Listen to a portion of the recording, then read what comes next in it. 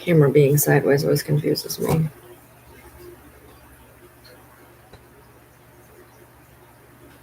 Hey.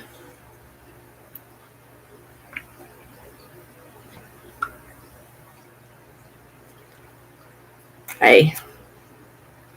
Oh my god, I'm so frustrated. Today has not been a good day.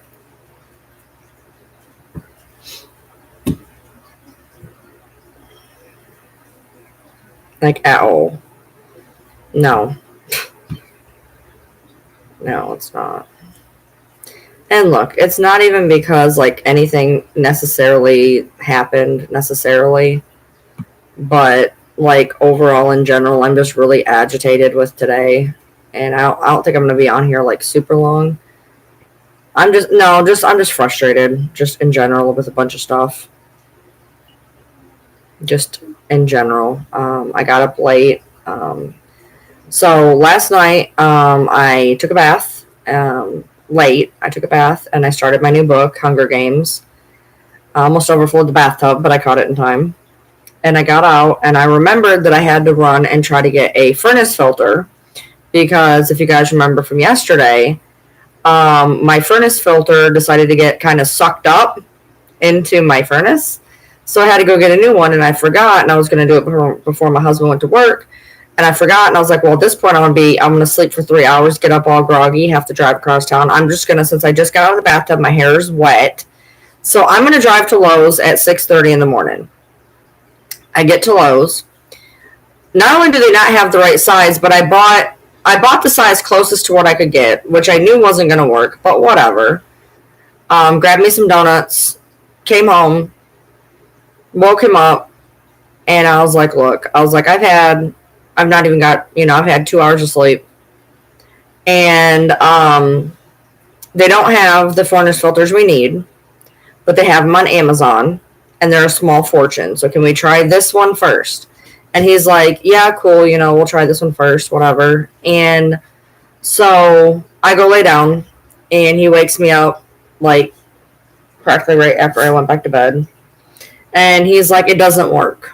Because we were going to try it, and then because I had found the filters that we needed, but they're substantially more expensive. As in, it's going to cost me the price for 6 what I could buy 18 of them for. Okay, so like the price of one was the price of 3 that I'd gotten. But I'm like, all right, whatever. I was like, we'll just try to do the cheap ones, and then after these cheap ones run out, we'll get the good ones, whatever. So I was like, whatever. But the problem is, it's not even the fact that they're expensive as shit, okay? Not even the fact that they're expensive as shit, whatever. They're not going to be here till Friday. So I don't have a filter in my furnace till Friday. 5 more days, 6 more days. Okay.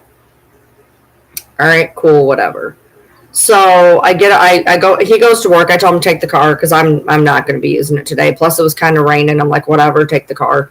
I get up and the house is 82 degrees, and I'm like, what in the hell is wrong now? Well, I call him and I'm like, why is it hot in here again? Because we did have the air going, there just wasn't a filter in it. He goes, well, when I looked, there was ice on it. He's like, maybe we'll just defrost or whatever because the filter we had in there, number one, got stuck in it got sucked in, so not cool. Thank God I was home. And 2, it was beyond dusty, okay? We're not the greatest at changing out our furnace filters, not going to lie, because they don't fit and they're a pain in the ass. Well, it was really bad. It had been sucked in, so more than likely, the furnace is dealing with just being pissed off. So I turned it off. It wasn't working anyway. So I turned it off. I'm letting it defrost. So I order the obnoxious filters. They'll be here in like 6 days. I don't know what I'm going to do for 6 days, but whatever. Cool, whatever. Make sure it works. So at that point, I'm like, look, we have to buy these obnoxious filters. So we're not going to go to the fair tomorrow. So we decided that we wouldn't go to the fair. We'd buy the filters, and that we would just go to the movies because there's a movie. I want to go see Twisters. I was going to go see it maybe next week. And I was like, look, what we'll do is we'll buy the filters and we'll go to the movies. Maybe we can go to dinner. All right, cool. So that's what we decided on. Well, I get up today, it's raining, whatever. I look at the forecast and it says that it's going to be cloudy with a chance of showers and thunderstorms up there even. So like now I'm not feeling horrible about my decision, whatever, because it was possibly going to be gross tomorrow. And I told my husband that was going to happen. He's like, no. But it did, and it is, so whatever. It's not nice outside. It's just not. It's rainy. It's gross. It is 2 hours away. But it does say that it's going to be cloudy with a chance of showers and possibly a thunderstorm tomorrow. So I'm like, all right, whatever. Cool, we're not going. I was like, what we could do is we can get the furnace filters. I still need $50 for the rotors. So I was like, all right, we'll get the filters. I'll put the money aside. No, sorry. The original plan was I'm going to put the money aside for the rotors, the extra $50. We'll go to the movies and we'll go to dinner. Filter break. The filter doesn't work. Now as of right now, as it stands, we are doing the filters, the movies, depending on how much the movies is, maybe some type of a dinner, and then the money for the rotors. More than likely what we're going to do is the filters, the rotors, and the movies. In the meantime, he called me and he's like, hey, Mom needs us to come down and build a fireplace. And I was like, all right. He's like, can we come down there next week? I was like, yeah, cool. Whatever. No big deal. My car still isn't fixed. Still didn't want to drive it that far, but whatever. It's not that bad. It's not that bad. We were going to chance going to the fair tomorrow. So I'm trying to get a hold of her to see, because we could go tomorrow. We can just move the movies to the next week. You know what I mean? So I'm trying to get a hold of her to see if we can drive down there and put her fireplace together. And then we'll go to the movies next week. But, adults got to adult. So I got the filters. There's always something going on. You guys know this. So I got the filters. They're ordered. They'll be here in 6 days. I'm going to call the mechanic on Monday, see when he can get me in. I should have all the money I need. I get paid from this in a few, between tomorrow and 5 days from now, 6 days from now. I'm going to see if I can go get the brakes done, my rotors done, and we can still go to the movies. So we still got to do something. You know what I mean? Am I disappointed? Yeah. But I've already told you guys, I don't make it a point to get excited about anything because shit always happens. So yeah, I mean, it is what it is. But when I weighed the options, here's the deal. So this is what made me be like, all right, maybe we shouldn't go. One, the rotors, which we're still going to go to his mom's, so that moot point. The fact that we needed the filters, obviously. The fact that it was the last day. It was probably going to be really hot. Neither one of us are in the greatest of shape right now. It was either going to be super crowded or super dead. Either people were going to be leaving early because the vendors would be leaving early because it's last day, or people would be like, oh, it's last day, I got to go. So there'd be less vendors and more people, which would just suck and be pointless. I'm not a people fan.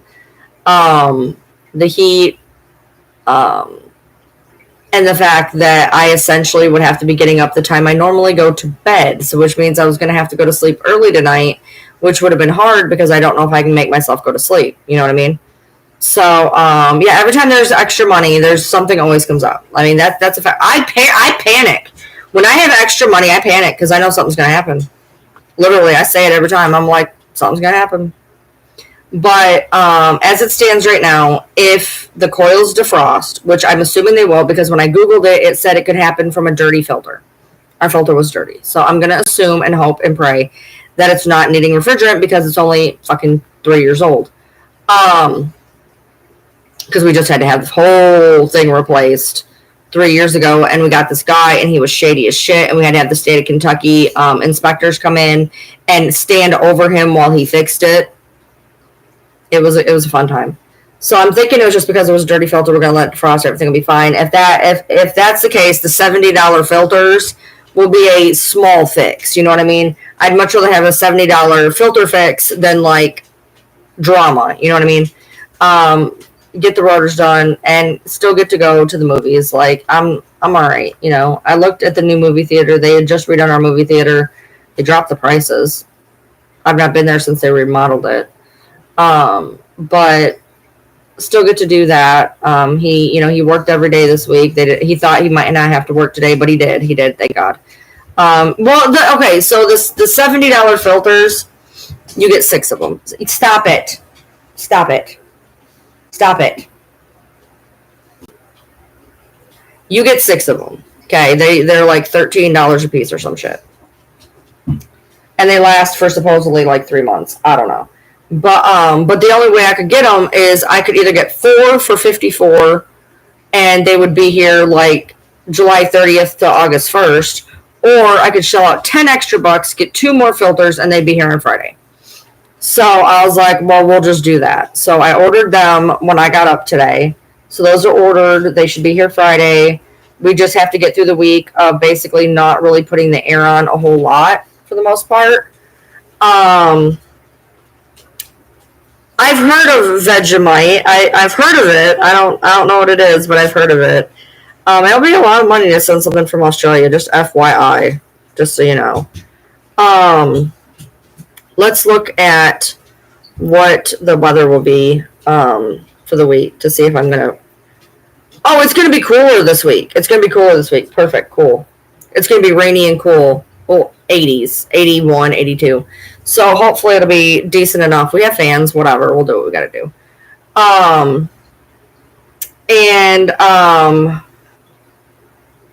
Let's see. Do we have Marmite? No. I don't know what that is either. I've heard of it, but I don't know what it is. Are those the highest nerve? They are actually not good for your system. What? What are you talking about? Anyway, but yeah, so I mean, like, I just woke up not okay. Like, I just woke up not great. And then I get on, I was going to go to I was going to dungeon with my friend. We get in there, there's a tank who doesn't know what he's doing, dragging us around places we don't need to go. He's completely lost. We're stuck. I just dropped. I'm like, whatever. That's what we're going to go see, Michelle, is Twisters. Oh, the MERV rating is 8. The MERV rating is 8. So it's normally, to put that in perspective,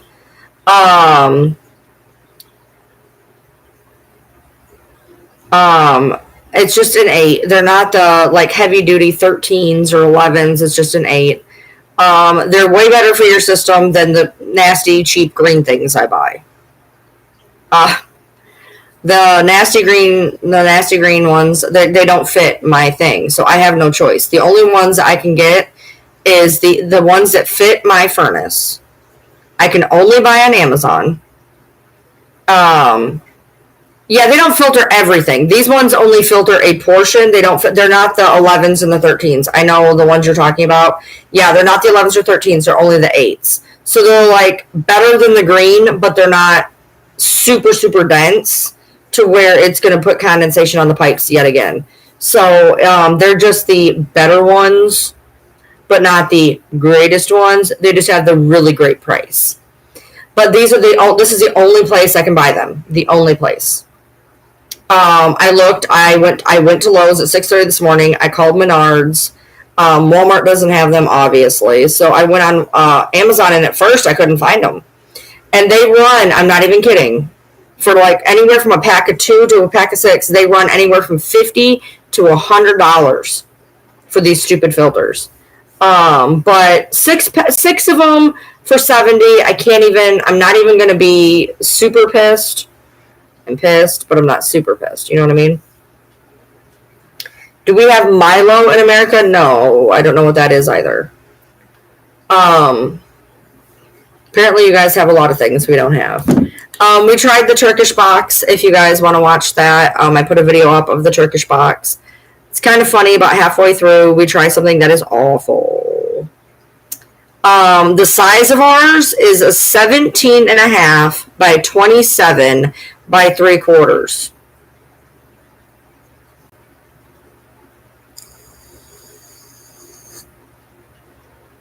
Random stores do 16s and 20s in width, Mine's a 17 and a half. 16s don't fit, 20s are too wide. And and then the box of the one that we got, because it was already being squished, because it was a 20 instead of 17, and plus the box was thicker. So yeah, my furnace is a 17 and a half. Yeah. Perfect. Great. But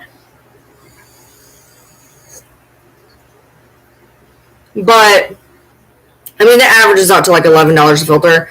I can't be too mad. The fact I got a thing of 6 actually makes me pretty happy. So we won't need them for a while. It just kind of fell on a shitty time. I'm disappointed we can't go, but I'm kind of glad that the weather didn't agree, because that way I don't feel like I purposely missed out. That like I chose the adulty thing and I'm still missing out. This way I chose the adulty thing and it was probably better not to go anyway because of the weather type deal. So as it stands, I should have the extra money for the rotors, because I'm putting the 200 down for the rotors and I was like 40 to 50 short. And I knew I was going to have it like the first week of August or whatever, but this way I'll have it and hopefully I can get it done super quick, hopefully. Adulty thing is boring, I know. So hopefully, it depends on when I get paid here. I couldn't make the appointment because with YouTube, they pay between the 21st and the 26th. Now, last time they paid me like, boom, right on the nose, but I don't know if they will or not. So I'm going to call Monday and see when exactly he can get me in. He does work cheaper than any place in town. He's a good guy. He's a good mechanic. He saved me money. Not only just in parts and labor, but like he goes, all right, he goes, for your wheel bearing, he goes, you may have to have a new hub. He goes, I'm not going to know until I get it off, but you're going to have to buy a hub. Well, I called the dealer wanted $90. I found it on Amazon. It was only $55. And I'm like, all right. I said, well, if you don't need the hub, like don't use it. He gets it down. He's like, I don't know how. He's like, but the hub is fine. He's like, you can take it back. He did not use it just because it was there. He ended up actually cutting me a little bit of a deal even after the labor was done. He's doing it for $100 to $120 cheaper than the dealer. Parts, labor, everything.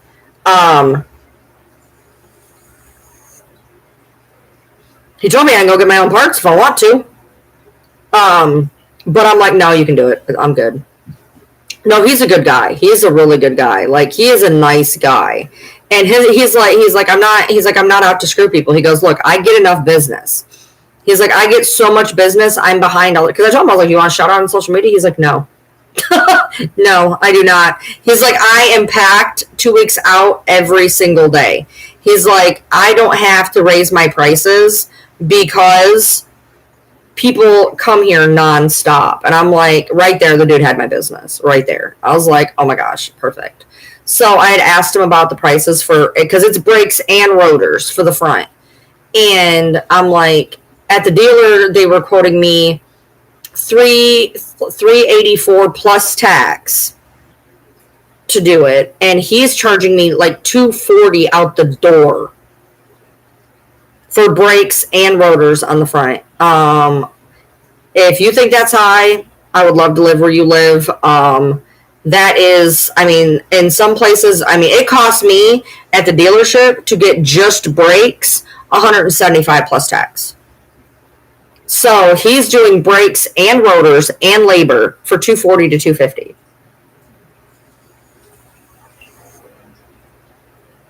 So I can't even be mad, dude. I can't even be mad. I'm like, yeah. I was like, but I only have 200 of it when I get paid on YouTube because I get my portion that I earn. And then so I had $200 left over after I paid me my wage. So I had 200 left over. So I was like, all right, cool. I can help the house. I'm going to get the rotors. But I'm like 40 short. So I'm like, all right, cool. I can get that up in like a week. I'm not worried about it. But this way, with not going to the fair, I could buy the filters, the rotors, go to the movies, and maybe even get some type of a dinner. So, yeah, he's good. He's thorough. He's quick. Like, I got nothing. I ain't got nothing bad to say. So, and I just called him and I'm like, hey, I was like, it's Kia from Detroit. He's like, oh yeah, hi. And I was like, yeah, how much did you quote me again? And he's like, oh, I don't know, 240, 250. He's like, we'll see. I'm like, all right, cool. So we'll get that done. The rotors aren't awful. Okay, like if you know how to work them, that you can't even tell that they're bad. If you have to stop really quick, different story. We knew the rotors were bad a few months ago. I went in to get like an oil change or whatever, had them check my brakes. They had told me that my brakes they were okay and they would last. And they were like, yeah, brakes aren't good, rotors bad. And I was like, turn them. They're like, they're bad. I'm like, all right, well, how much is brakes and rotors? And they're like, 380 plus tax. I was like, I can't afford that. I was like, I'm giving you, I was like, that, I said, as it is, I was like, I cannot afford that. And I was like, can you just put brakes over the rotors for right now? They're like, yeah, we can. And I was like, all right, just put on new brakes, because like my brakes were bad. Okay, they told me that my brakes were fine when I went in before. They're like, yeah, they're fine. They started squeaking. And I'm like, I need brakes. Like, so I was like, put the brakes on, I'll get rotors next time. Well, the wheel bearing went out, and I had just bought new tires in December. I had just bought new tires in December. And the wheel bearing, when it pulled its shit, it pissed off those two front tires, and it wrecked that left tire. I had to go buy a new left tire like 2 weeks ago. They told me that the right one is okay. I was like, all right, cool. So it does not surprise me that it made the rotor go bad really quick.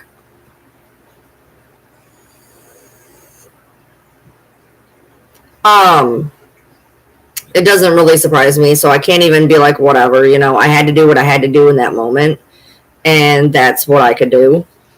So, so we got to get that done. So I'm going to call him on Monday and see when I can get in.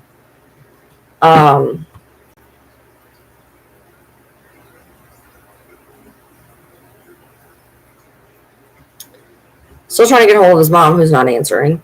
It's pretty warm in here. It's not ungodly. It's not like yesterday. Yesterday it was like 85 degrees in here. And then I remembered I had a fan. And then he came home, he took the filter out, and it did cool down substantially. He said, no, it didn't. Yes, it did. He was like, oh, yeah, it's nice out here. Apparently he forgot that part. He literally opens the door. He's like, oh, it's a lot nicer out here. By the time I went to bed, it was cold. I went to bed after he did. And by the time I went to bed, it was nice in here, so I figured no problem. But I woke up, you know, at stupid o'clock. I don't even know how the hell I stayed asleep that long.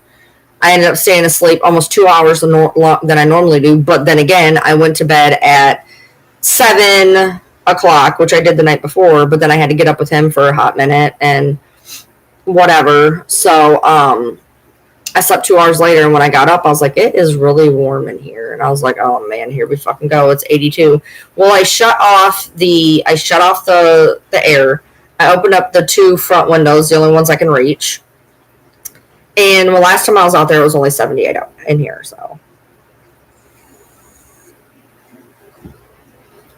he took the car, so he'll be home at some point here. Probably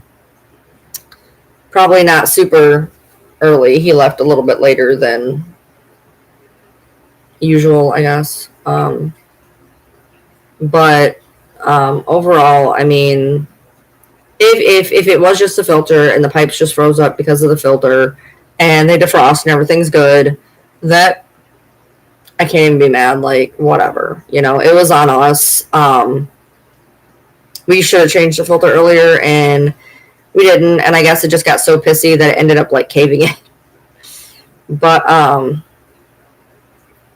so, and then I hope Yoda's food I took it out of the freezer yesterday at noon, so hopefully it thawed in time for her dinner tonight.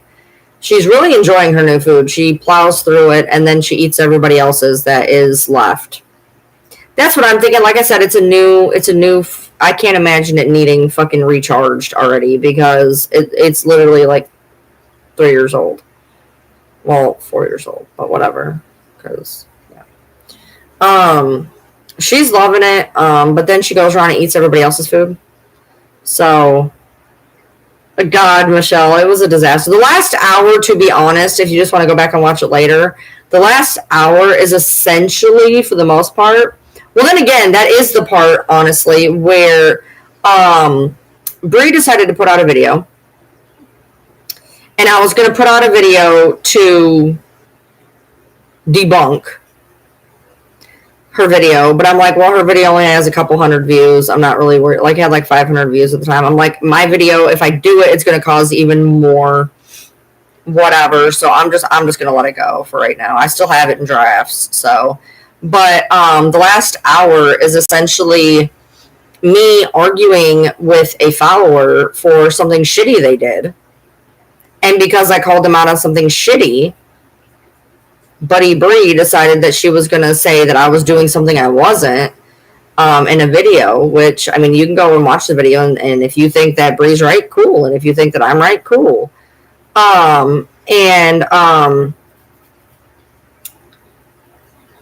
You know, I was pissed off because, you know, somebody did something shitty, couldn't take any type of accountability, and because I dared to point that out, I was exploiting somebody's death, which is not even remotely what happened, but whatever. I mean, if you want to look at it that way, then look at it that way, I guess. She makes videos of everybody, dude.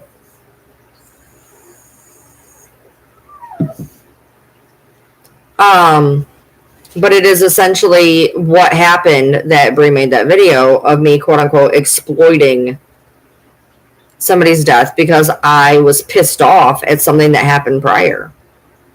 And I was calling her out for what the fuck she did. And I stand by it. So, I mean, you can like it or lump it. I don't care. I stand by what the fuck I said.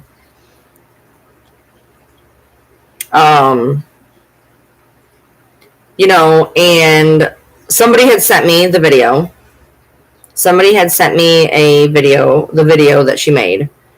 And I opened it just to hear the beginning because I saw something about, dude, she's picking up Gypsy's mannerisms so bad. It's so wild. I had to laugh. I made it through the first 20 seconds. I'm like, I'm out. She's like, Ryan, you are so irrelevant to me, but I'm going to give you the attention that you need. If I'm so irrelevant, bitch, shut the fuck up.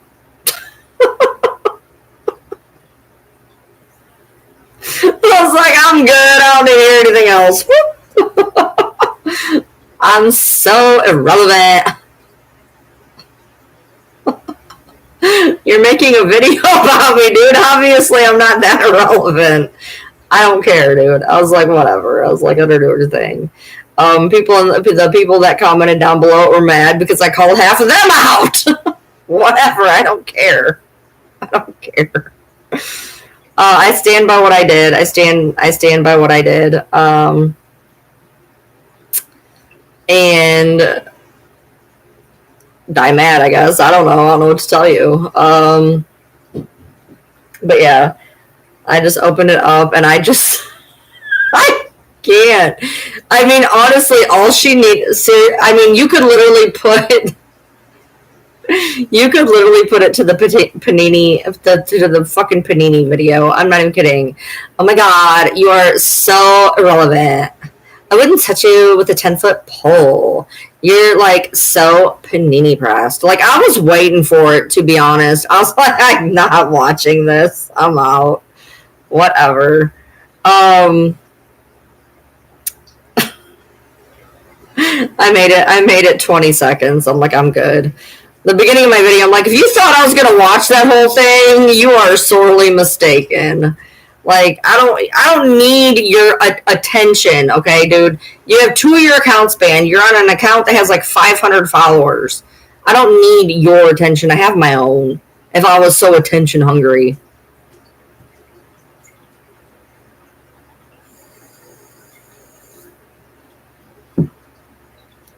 Like, whatever. I don't care. Do what you gotta do. I made a video. I did. I made it. It's in my drafts. It's in my drafts. I didn't post it. Because I'm just like, if her video gets 500 views, most of them just being the people who are going to agree with her anyway. If I make a video and it gets even 500 views, it's just going to bring more fucking attention to the bullshit. You can't change people's minds. One thing that I've learned. I can show it to you on the live. I don't care. And then I'm sure somebody's going to record it. Whatever. My luck, it'll get 2,000-3,000 views, and then it's just going to start a whole bunch of shit. Even more shit. I'm tired of shit. So I made it. I drafted it. I thought about it, trying to think about things with a cool head. And I'm like, you know what? Just let her do her thing. She is always bitching and moaning about somebody that at this point, most people don't even take her seriously. So whatever. She doesn't have 25,000 followers. She has 500. And before that, she didn't even have that many. She didn't even have that many before. She got both of her accounts banned, apparently. I don't know how the fuck that... I heard about that. Like, how do you get 2 accounts banned in one day? Like, what the fuck did she do? But her and Ken got banned on the same day. Odd. I couldn't even find Ken's account. I don't know if he had me blocked. I couldn't find his account to begin with. But it was making the rounds that his account was banned. And then people were saying that her accounts were banned, so she's got her little backup. And, whatever, you can't change people's minds. Look, I can make a video and explain it, and people who want to feel the way they feel are going to feel the way they feel regardless of what I say. Oh, no, that's Thea. Yeah, no, that's Thea. She's got no comments, nothing. She bought most of those followers. You know that, right? And I'm not just saying this as like a jealous person, because I've had people accuse me of buying followers on my 100,000 account. That 100,000 account was very, very popular in 2021. We had, and there's 1,000 videos on there that are privated. And we would have videos in 2 million, 1,999,000. It was a very popular account, but when shit went down with my daughter and my grandson, I privated all of it. And especially his videos after the whole Ren thing came out with that little girl that was getting, like, she has 3 million followers and they all save her stuff because she's a pretty little girl. So I took all of his stuff down. Anything that he was in, I took it down because I don't want, whatever. And he was being adopted, so I don't feel like somebody needs to have their kid out there. And honestly, just to be a bitch to Ember because I didn't want her to see any of it. I don't care. I'll say it. So that account genuinely has 100,000 followers. Genuinely. I could literally pull up a video right now. And there's the videos that are on there. There's tons of videos on there. It's just they're all privated. It was a very big account from 2021 till 2022 sometime. See, if you look at it now, there's only... That's it. That's all that's on there right now. But if you look at what is privated, there is...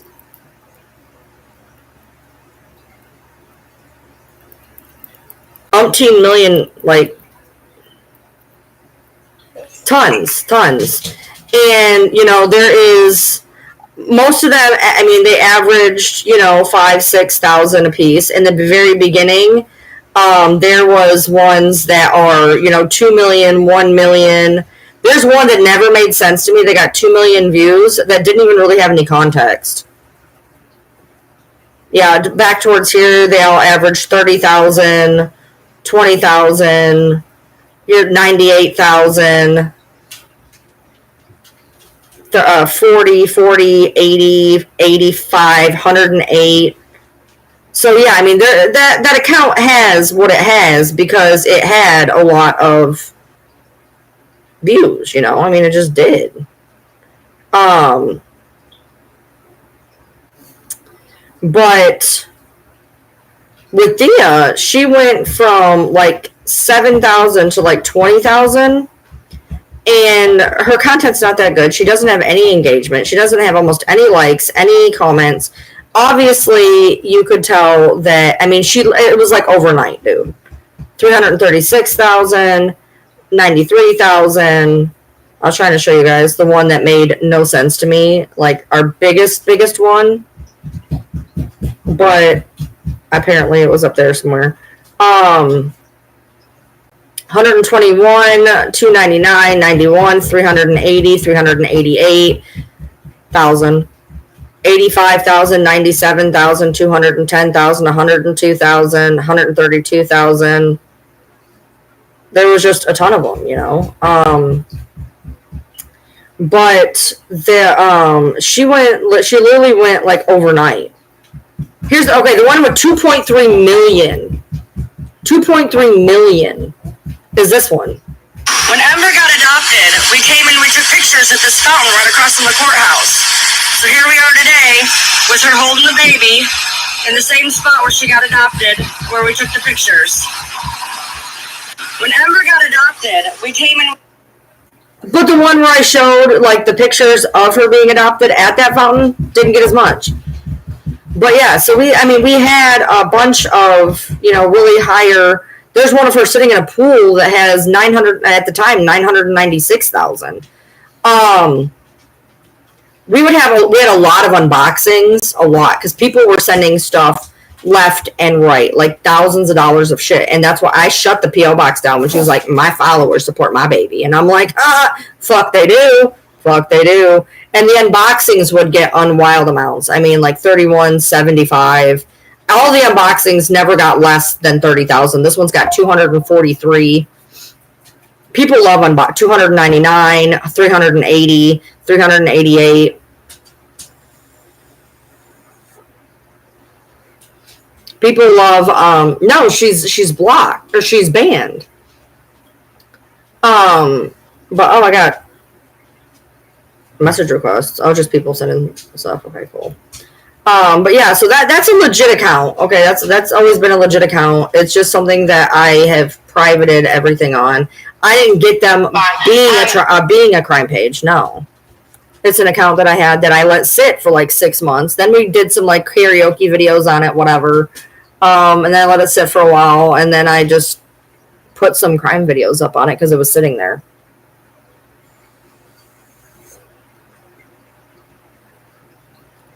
I get it, Tills. No, Bree's got that account where.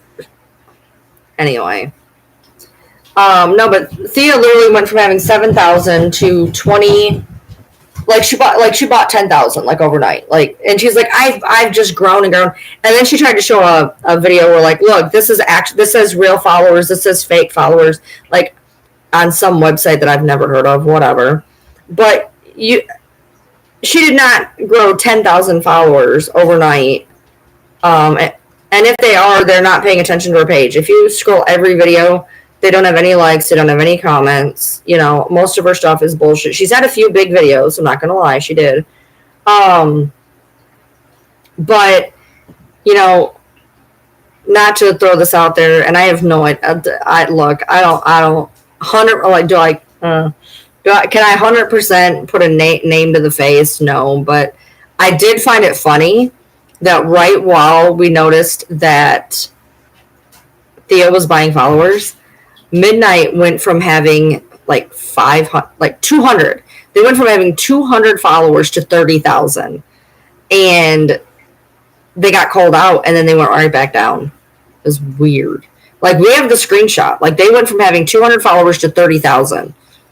And then all of a sudden they were back to like 500. We have the screenshots.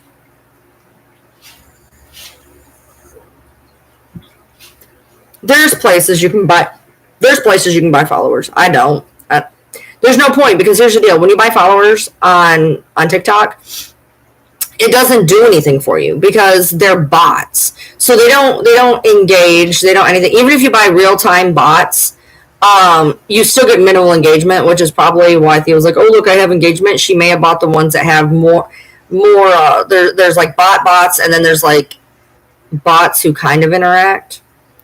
But yeah, so somebody just asked, like, what is the thing with Kate? Look,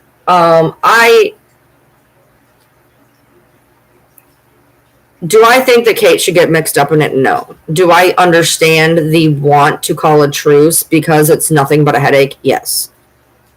So I'm conflicted on that because to me, calling a truce is one thing, but being like, oh, we're friends, we're good, we're fine, we're great, we're writing comments like, oh, I really respect you and hope that everything, and I'm so glad to, be able to talk to you and learn more about you. That was overkill for me. I understand calling a truce, calling a ceasefire. I get it. I did it with Fancy. Okay. I get it. You just want the shit to end. I get it. But to go that above and beyond, gave Britta login info. What? What? What do you mean she gave her login info? For what? Nobody has my login info. Not a goddamn person. My husband don't have my login info just because it's saved on my phone. I don't even know my login info. You heard it on Storm. Well, okay, but here's the deal. Hearing it on somebody's live does not make it true. It does not make it true. Okay, somebody just said last week. Why? Why would you give somebody your... For what? What is that going to do? Nice, Audra. Well, why would you give somebody your... Why would you give somebody your log... For why? Well, I mean, what would be the point? No, that's a little above and beyond. No, I've just noticed that, that whole sector over there, every time somebody goes against the precious bean, they get reached out to and their whole views change, self included. She wanted to help Kate monitor.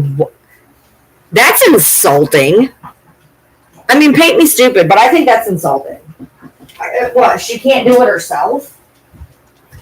Ma'am, I gave you an itchy bath. Watch out. Ma'am!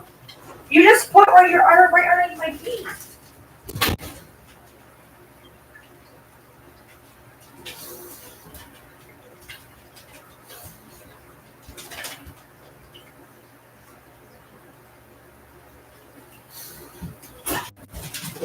You gotta watch out, baby. I'm freaking walking and she just like plows into my feet. Please tell me, why do people put donuts in to where the chocolate's gonna get stuck to the bag?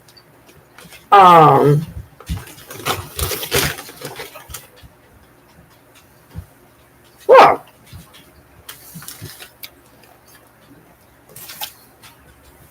I figured he was gonna have the car today, so I grabbed some donuts.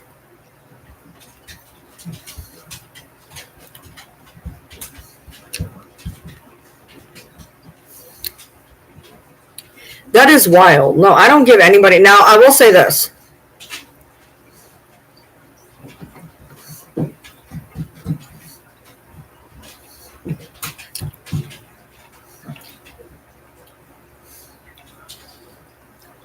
When I was trying to private all those videos on that 100-some account, I needed help and I gave people the info to help me private them and then changed the password.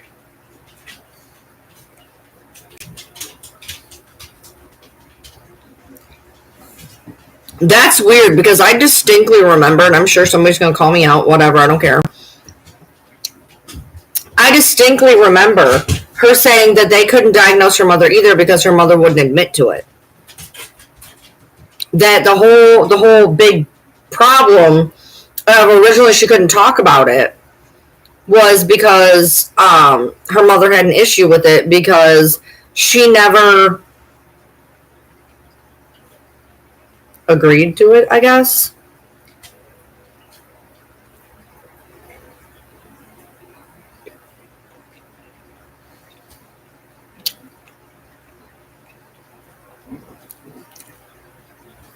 I I distinctly remember that because she was going on about how she couldn't get into a lot of her story because she wasn't supposed to talk about it because she was a minor when it happened. Her mom was still alive and her mom was never actually diagnosed or something.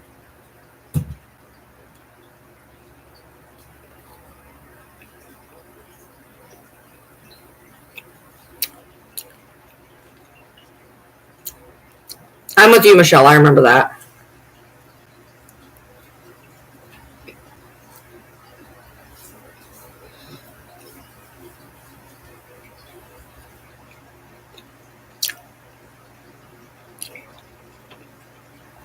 Well, I know what I heard. I know what I heard.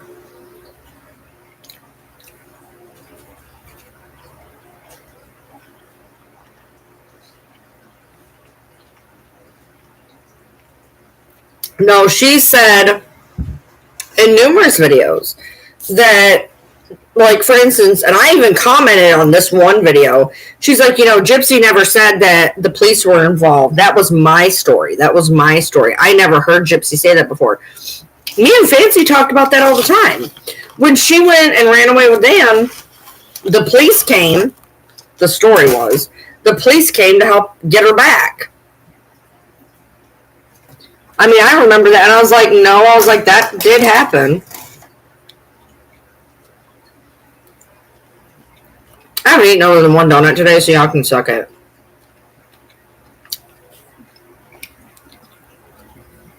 This is the kind that has just like regular sugar on it.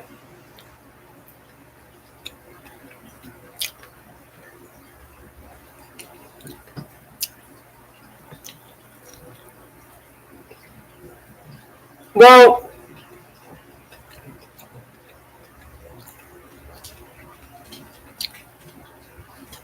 she's gonna probably try to backtrack now because she's too busy kissing their ass.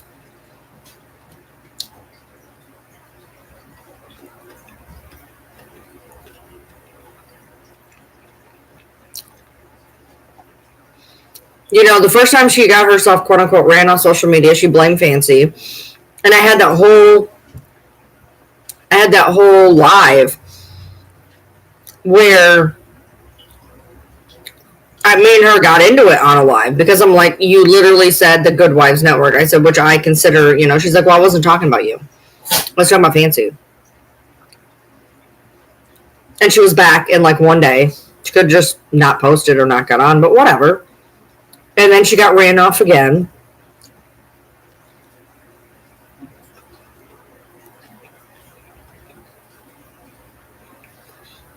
And Fancy said it was because of me. So I messaged her. And she said it absolutely wasn't. Duh. You don't need to deactivate an account. You can just put your phone down. In my opinion, anyway.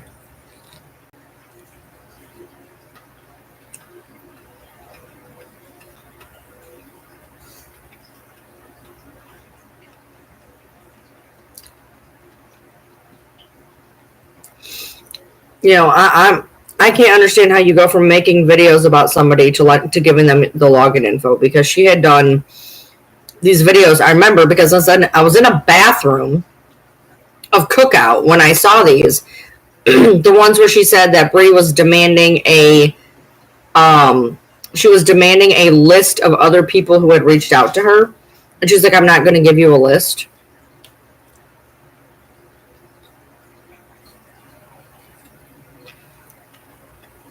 Who's going after Nina's kid? What? So Brie recruited Kate to help her with Nina?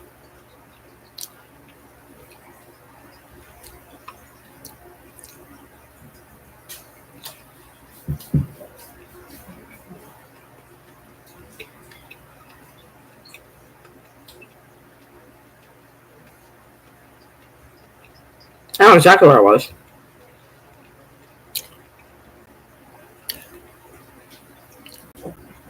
I don't think she was a gypsy the whole time.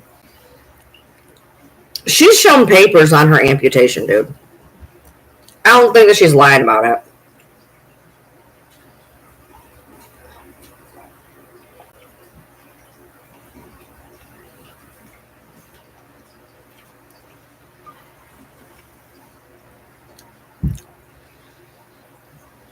Why would somebody think that she was in with Gypsy the whole time? What, to give more? Well, I mean, stranger things have happened. Stranger things have happened, but I don't think so. Her foot wasn't healthy. It was turning black. Where was that at? I don't know.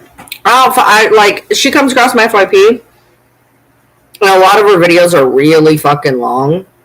I ain't got time for that. So I don't pay attention to what she posts, really.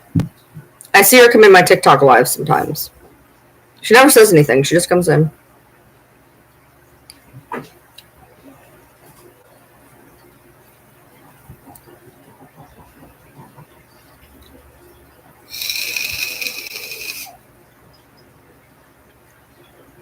I think, and I don't know. I didn't see any text messages. I don't know. I guess there's a whole big deal where I guess Kate had asked Nina for help, and now Nina's super fucking offended about Kate going to Brie.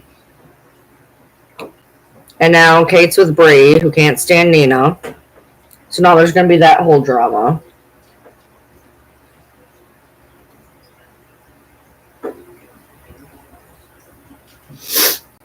So, well, from what I remember, and trust me, she doesn't stay in my brain, but I remember her saying something about something had happened. She had a surgery on the foot, and the parents would pick at it and annoy it to where it got to a point that it was beyond saving, is what I remember.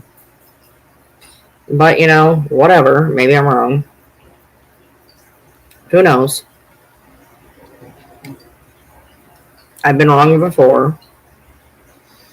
I just know what I remember hearing, whatever, and people's stories change a lot on social media, I've noticed. So I haven't followed the whole thing. Once I heard that, Kate was being buddy-buddy with Gypsy, I was like, that's going to be a whole can of worms I am not going to get involved in.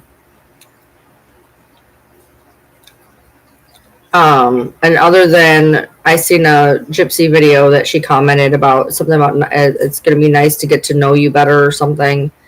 I haven't really seen anything about it with my own two eyes. I did see, apparently, I heard she put up a video that offended a lot of people, saying she was very snarky and bitchy. I went to look for it. The video was gone. Like a day or two later, I saw a new video, and she was like, well, people were saying in my last video. So I was like, okay, obviously it was taken down. And it was a really long video, so I stuck around for the first 20 seconds and then scrolled. Do we know how old she was when the foot was amputated? She's shown paperwork. I mean, I don't know. Kate and Gypsy are teaming up on a project. Nice. What are you building? I saw that you were building something. What are you building?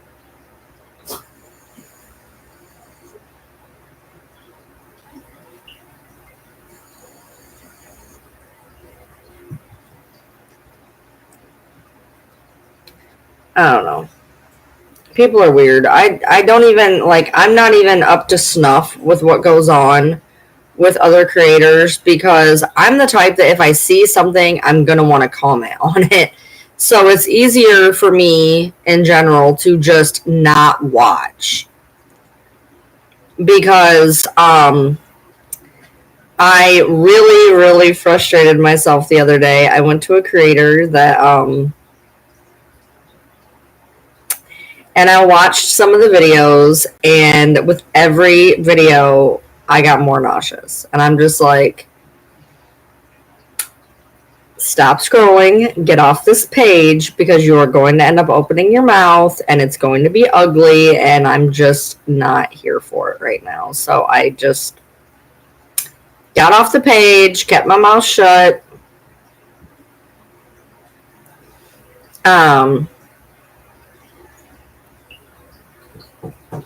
They actually, she literally says in the text message, she said, I'm playing Bob the Builder. That is so funny.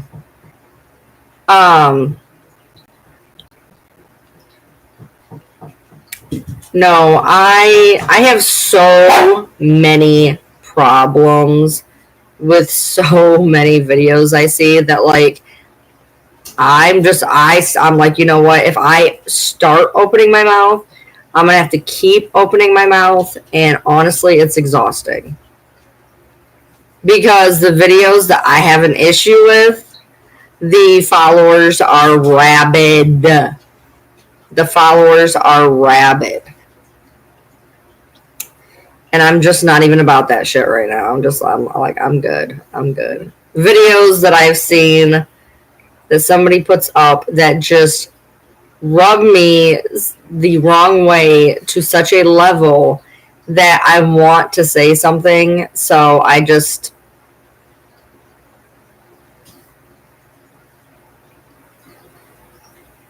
made the mistake of going to their page and looking at these videos, and I'm just like, whew, you need to leave. You need to leave, because the amount of mean girl that was about to come out of me would have started a whole nother. I'm good. I'm trying to do my best to just kind of stay over here out of the way. So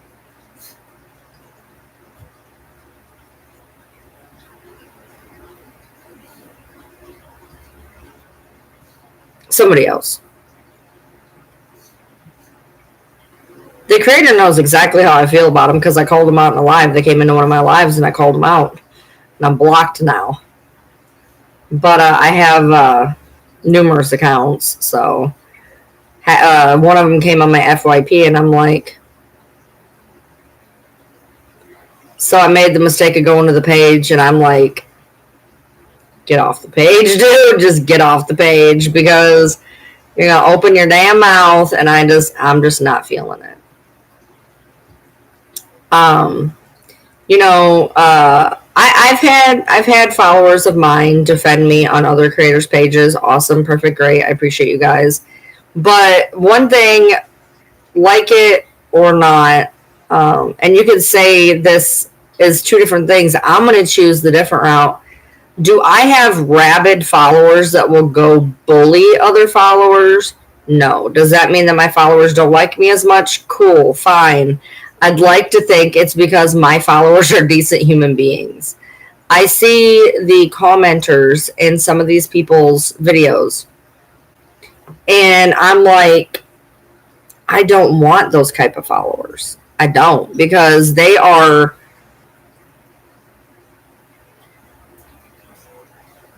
just mean spirited. I don't think it's I don't think it's funny to make fun of people, and down in the bottom people are like, "Oh, that's so funny." But no, it's not. It's not though. It's bullying behavior. I'm good. I'm good. I'd rather not have followers like that. I'd rather not have rabid followers that are going to um, think that making derogatory comment towards somebody is funny or okay or acceptable. Like I said, Jan, somebody sent it to me. I saw the first 15 seconds and I was out. I heard you are so irrelevant, but I'm gonna give you the attention. I'm like, no, I'm good. I'm good. Um, so if I was meant to see that, I'm good. You wasted your time. Yeah, my followers are chill, and if that means they don't like me as much as other people's followers, that's fine, because I would rather have followers who know how to be adults, decent human beings, than to have these catty um, followers that think it's okay for creators to act a fucking fool.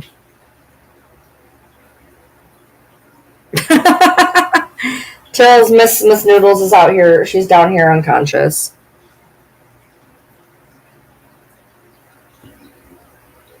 She's down here sleeping. Um, I'm okay. I'm okay with that personally.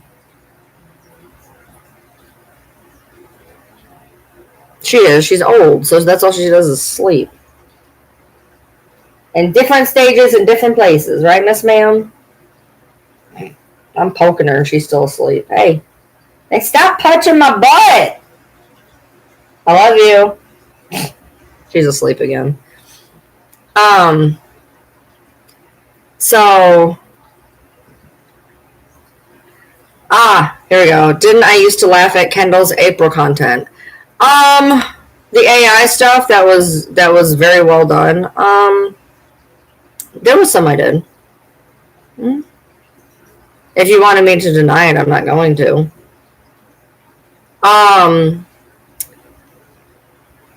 I don't, and she stopped posting that content, and after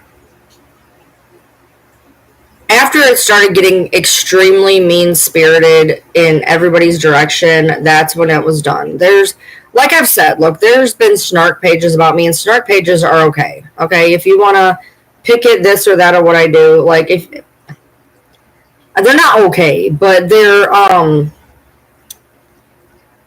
people are allowed to say what they want to say to a point. When it starts being overly hurtful, overly done, overly whatever, then that's where I'm out. And I started realizing somewhere during the Kendall content that this stuff wasn't okay.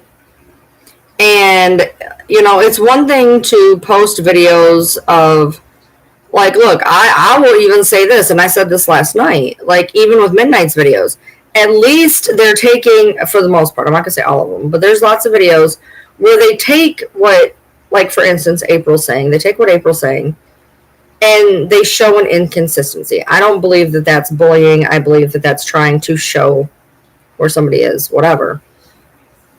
And a lot of Kendall's was that, okay? Of showing different things or whatever. What I can't get behind, and what I said, and I said this yesterday, I don't like the ones, you know, I made it a point to talk about, like, the festering one. I don't think it's okay to AI generate her face onto characters. I think that's above and beyond. To, you know, there's a line, it's a fine line. It's a fine line.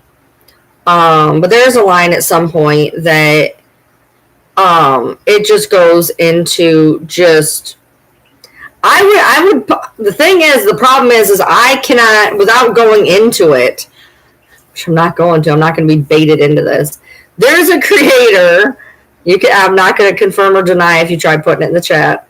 There's a creator who goes above and beyond on a daily basis to be absolutely hateful to somebody on this app.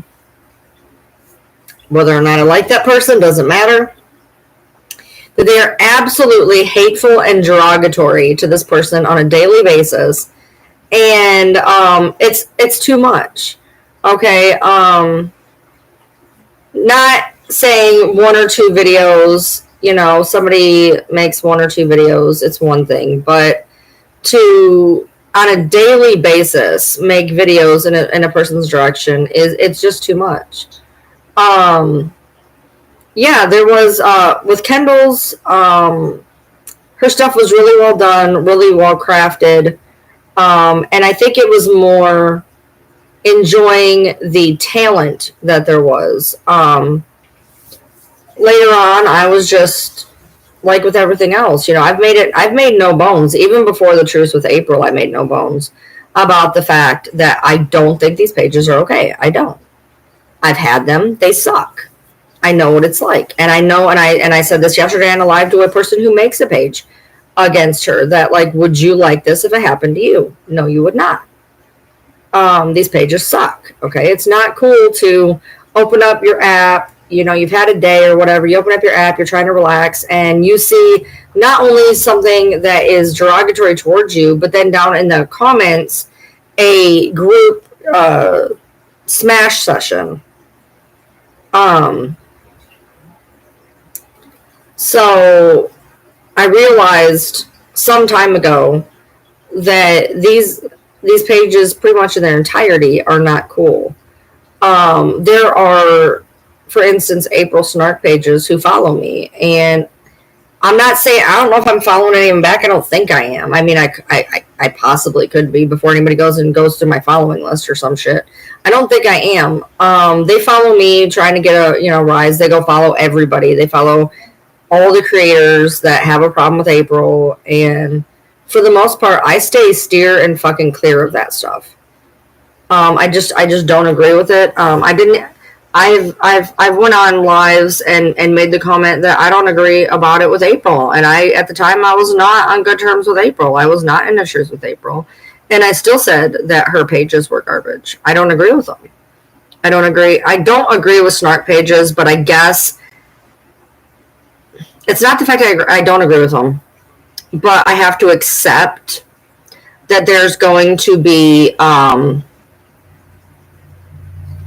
people who are petty and childish. Can't people just block creators' pages? Like, you may not like a certain publication may say you have that. That's what I do. That's what I do. I don't know why others can't do it, but that's what I do. I purposely, well, see, I can't block some creators' pages because I'm already blocked. They already got big mad about what I had to say, and I'm blocked by, name it, I'm blocked. But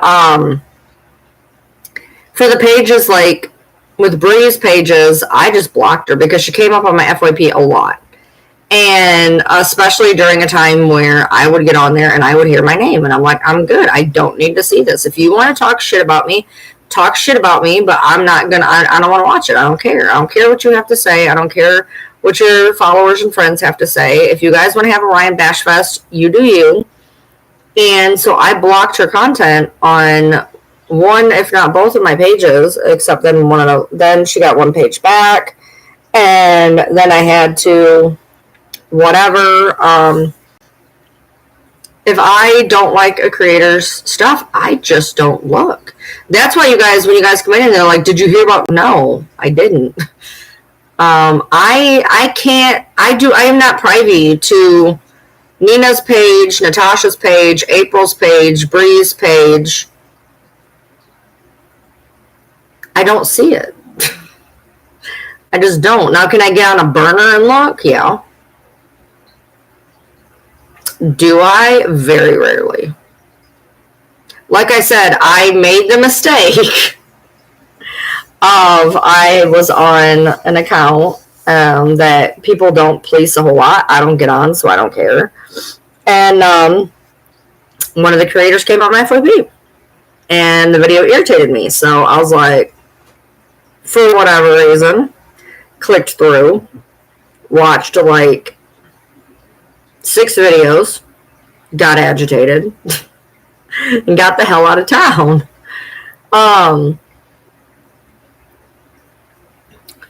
Snark pages that are not out of control. I mean, I can't, like I said, you can't ever control a population. You can't control what people are going to say. You can't control anything. So I guess the more lighthearted snarks, I guess, if there is any, you have to accept them. They're not okay, but you have to accept them. You can't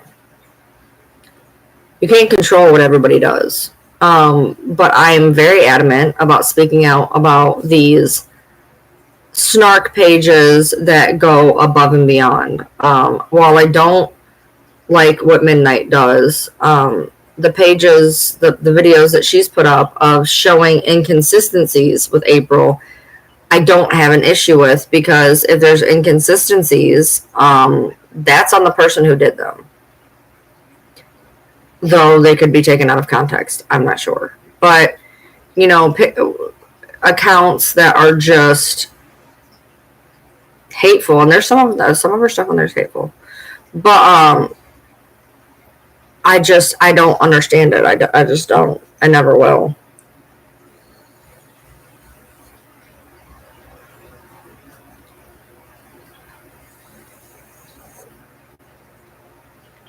So I mean, yeah, you can say, well, did you ever laugh at Kendall stuff? Yeah, most of it, like appreciating the talent and not so much the subject that it was. But more than that, it's also about a learning. It's about a learner project. A learning process of realizing that you need to modify your behavior because your behavior isn't acceptable either. If you're participating in these pages, giving them the platform, you're just as much to blame. I've had people that, they're like, oh, well, Midnight put that rumor out about you and your husband. It wasn't us. Right, but you participated. You may not have done it, but you participated, and that's enough for me. If you don't like it, don't look at it. It's every creator's right to create. Not everyone will understand everything I understand. I don't. When they come across my page, I don't. They won't really come in my FYP because that's not the algorithm I have. But at the same time, every creator's right to create is a dumb sentiment in the way that you're putting it. It's a dumb sentiment in the way that you're putting it, because that's like saying, well, everybody has the right to say whatever they want, no matter what, there's no consequences. People do not understand the actual legality term of freedom of speech. It is not what people think, number one. Number two, freedom from speech is not freedom from consequence. And the only thing that I can say to people who make shitty pages about people is, I can't stop you from doing it. I don't agree with what you do. I don't watch what you do. I don't participate in what you do, and that's where I can control the situation. There is where I fall in that particular thing of what the only thing that I can control is my participation in it, and there is no participation. That being said, the only thing that I can ever say to people who make these shitty pages, which you either have one or participate in because of the fact of that you are willing to die on this hill, is to have humanity. It's to have humanity, because you don't understand what those pages can do to people. People who are not thick-skinned, people who are having a bad day, people who've had a bad thing happen. All it takes sometimes is that one stupid little push. However it wasn't meant can be taken that way. There is a difference in motive. There is a difference in motive. Do I watch SNL? Hell no, I do not, actually. So that didn't work for you. I don't like SNL. I don't like skits. I don't think they're funny. So no, that did not work. I don't like SNL. I don't like the content it puts out. And there's a difference between lighthearted snarking and snarking to be a bully. I don't like comedy. So, I don't, but I don't think that's funny either. There's nothing funny about it.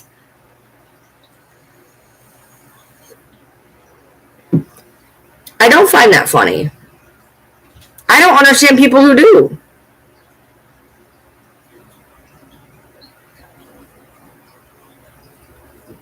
I do not understand the thought process behind people who think that stuff is funny. Now, SNL does impersonations, okay, that are not rude. I don't know. It's basically things have come on my FYP. I don't watch the show. I don't know where it's been creatively for years, but there is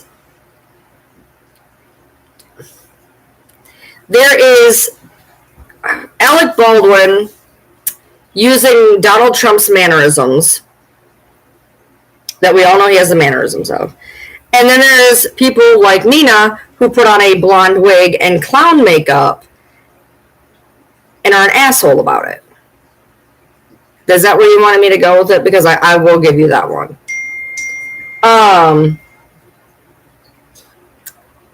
There is imitation and there is whatever. I don't watch it. I don't know. I'm not really sure what hill you're trying to die on here, but I'm not participating. They do exaggerate what people look like. Again, I do not watch it because I don't think it's funny. I don't like it. I don't like that behavior. I don't. I've already answered your question. If you're going to keep repeating, I can remove you. That's not comedy. In my opinion, that's not comedy. I do not find humor in that. So I don't know what to tell you.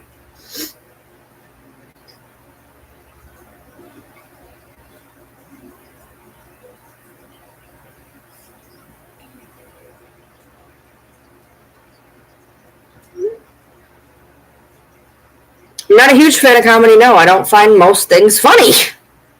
That's what happens when you're on the spectrum. A lot of us are just fucking. I don't understand it. I don't understand 90% of comedy. I don't think a lot of things are funny. I find more humor in the stupid dealings of horror movies than I do in actual quote unquote comedy. I don't. I'm not. In the comedian, the only comedy that I partake in is comics, and I have a very specific brand of comic that I watch. So, if I were to put on a comedian, 9 times out of 10, I will not find a comedian funny either. So, regardless, to sum up your absolutely repetitive bullshit, snark pages that go hardcore are wrong. People who make them are wrong. It's not funny. I don't care. I'm not participating in it. I do scroll away. I do think people shouldn't do them. I think they're disgusting. I think people that participate in them are disgusting. It's not funny. It's not comedy. And it's gross. Does that help? Does that sum up everything that you've been trying to ask me? Because no matter how many times I say it, it seems to go in one ear and out the other.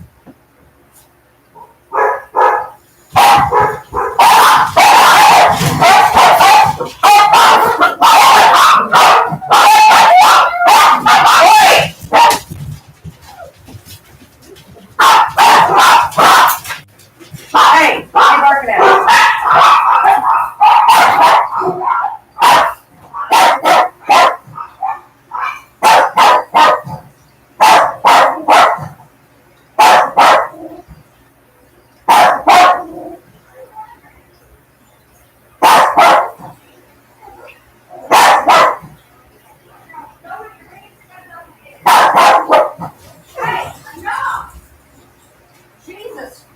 Dude. Watch out. Come on, Yoda. Come on. Yoda. Come on, baby. Yoda, over here. Yoda.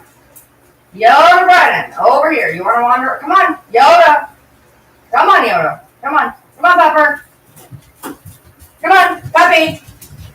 Peppy, the door's getting shut. All right. 1, 2. Bye.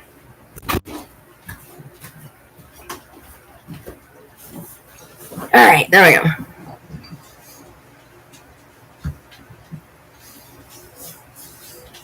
Yeah. Yeah, the dogs are like, yeah, we agree. Ah!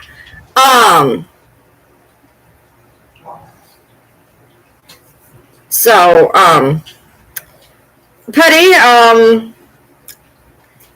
to be frank, I don't agree with a lot of the stories you say.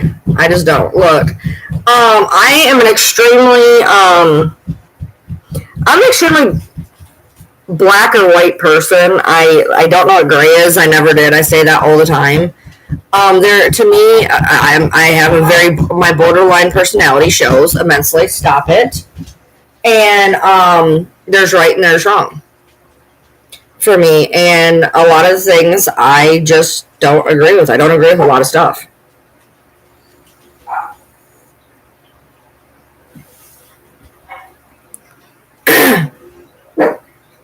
When I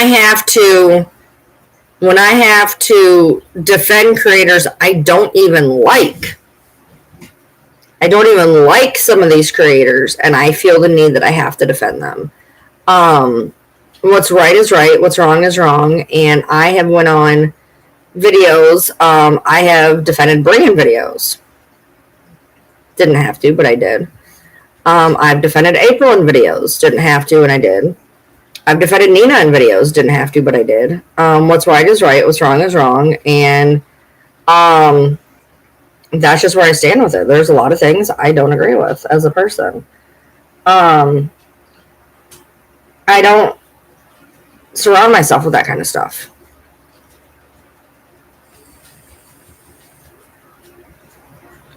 But I guess in my head, no one person can be absolutely 100% horrible all the time, I guess.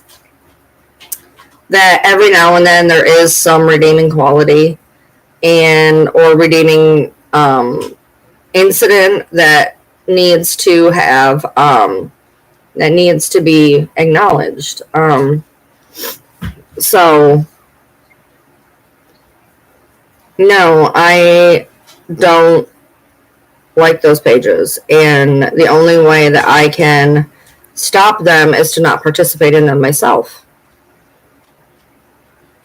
I can only control the situation in my bubble. I cannot control whether or not somebody makes a page. I can control whether or not I engage with it. And I encourage other people, whether they take my encouragement or not, I encourage other people to not partake in those things, because it's super simple to sit behind a keyboard or a graphic program and make these pictures, etc., and not realize that the people you are doing this to are actual people. And if the shoe was on the other foot, you would not want this done to you. There are people like yesterday when I was talking about it, and they're like, oh yeah, I would think it's funny. No, you wouldn't. Well, me and my friends, you and your friends are different. When somebody is maliciously doing something in your direction, and it's not even just the posts that are the issue. Once somebody opens the door to that post, the people who then engage with it become a mob mentality. So if you put up a video and it is a picture of Fancy on a chicken nugget, you've opened that door for people to now comment all sorts of things. And then for each person that comments, people have a chance to like it. They have a chance to reply. And so by opening the door with a post that is in any way, shape, or form malicious, you have then created an avenue for other people to come together in a mob mentality to create more havoc. Which is why, again, yesterday, I went so hardcore on Amelia. When she gave those texts, when she posted them, those are her texts. She can do what she wants, okay? Cool, whatever. They're her texts. Not going to say nothing. She can do whatever the hell she wants, right or wrong. They're hers. When she gave the texts to a TikTok who was actively going after someone, she knew that when she gave those texts, they were going to be posted. The people who had already started to partake in the videos prior were going to partake in that video. People were going to comment. People were going to like those comments. People were going to reply to those comments. All of that engagement would push it farther into the algorithm. And by opening that avenue, it is unacceptable in my mind.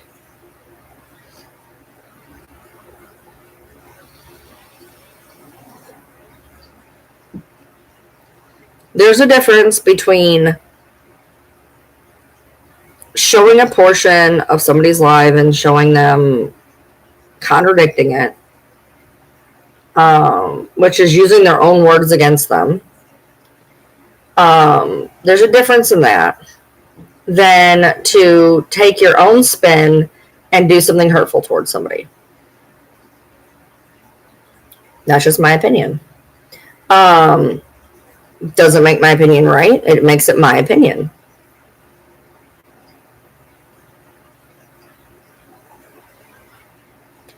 Now, she can post her text message. Okay, so I don't know if you were there yesterday. She said that she posted her text messages on her TikTok. Cool. They're her text messages. She can post them on her TikTok. That's fine. Whatever. She sent those text messages to a TikTok who was actively going after the person in those text messages. That's the difference to me. If she wants to put them up there and be like, hey, blah, blah, blah, whatever, they're hers. She can do what she wants. Right or wrong, she can do what she wants. They're hers.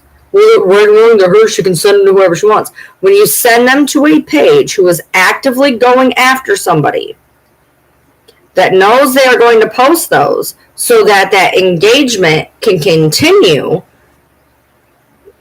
that is not acceptable to me. Period. I'm glad you had a good day, Audra.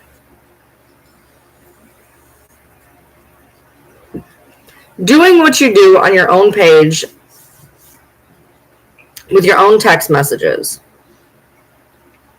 right or wrong, they're yours. It was when she sent these text messages to a page that was actively going after the person. So I'm sure at this point, if Plath is still here, they would then pipe up with, well, right, it's their page. They can do what they want. You can't tell them what to do. It's their own content that they can create. Yes, you can create any content you want. You can create any content you want. Doesn't make it right. Doesn't make it right. I can content create all goddamn day and be horrible and hateful to people. Doesn't make it right? No. I can do it. Should I do it? No. People can do it. Should they do it? No. I guess that's the difference. You can. It's your platform. You can do whatever the hell you want with it. But I just suggest to the people who do it that they actually think about the ramifications of what they are doing. Because you don't know. None of us know. What could send somebody over the edge? Okay, let's just say fictional person A. We're going to call them Becky. Becky's a content creator. She's kind of an asshole online, right? And she's got a lot of people who don't like her. So Becky's not super loved, okay? Now, part of the reason that Becky maybe acts out is because maybe she has a bad home life, okay? So when Becky gets offline, she goes back to her bad home life, okay? So she's been a bitch online. She gets offline, and she goes back, and her husband's a bitch, and her kids are awful and hateful and hurtful. The mother-in-laws are jackasses. And then the next day she loses her job. She comes home to a husband who's extremely pissed off, kids who don't give a fuck, a mother-in-law who says she's no good for anything. Why can't she hold a fucking job? Okay. She gets online. She's a little bit more of a bitch that night. Somebody gets online. They take a part of the live. They do whatever. They make her into a chicken duck. I don't care. Whatever. She gets online the next day, and she's already feeling pretty bad about herself. She doesn't even want to face the day. Like, at this point, look, she's lost her job. Her husband's pissed. Her kids are assholes. Her mother-in-law's making her feel like an asshole. Life is not good today, okay? She gets up, and her refrigerator breaks. Now she's got to deal with that. So she's pissed off. She's mad at the world. She gets online. She sees a post of her being a chicken duck. And somebody in the chicken duck comments starts commenting about how ugly she is, how fat she is, how stupid she is, how whatever she is. And she starts reading those comments, and she sees the 20 people who have liked the fact she's fat, or the 20 people who have liked the fact that her forehead's too big. And then you start to realize, well, my husband's against me, my kids are against me, my mother-in-law's against me, I don't like myself. Chicken Duck Man doesn't like me, and all of the comments in here don't like me either. What is the point of me being here? I'm a failure who cannot hold a job. I'm obviously not a good wife. I'm a shitty parent. I can't even fix the things in my house, and now everybody hates me, and they go and they swallow a bunch of...